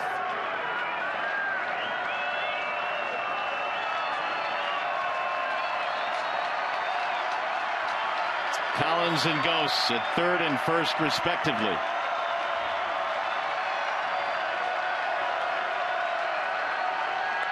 Drill to right center field. Stubbs on the run. Makes the catch in the gap. Wow. Whoa! Drew Stubbs. He got speed. He saved the day for the Rangers. That ball was scalding.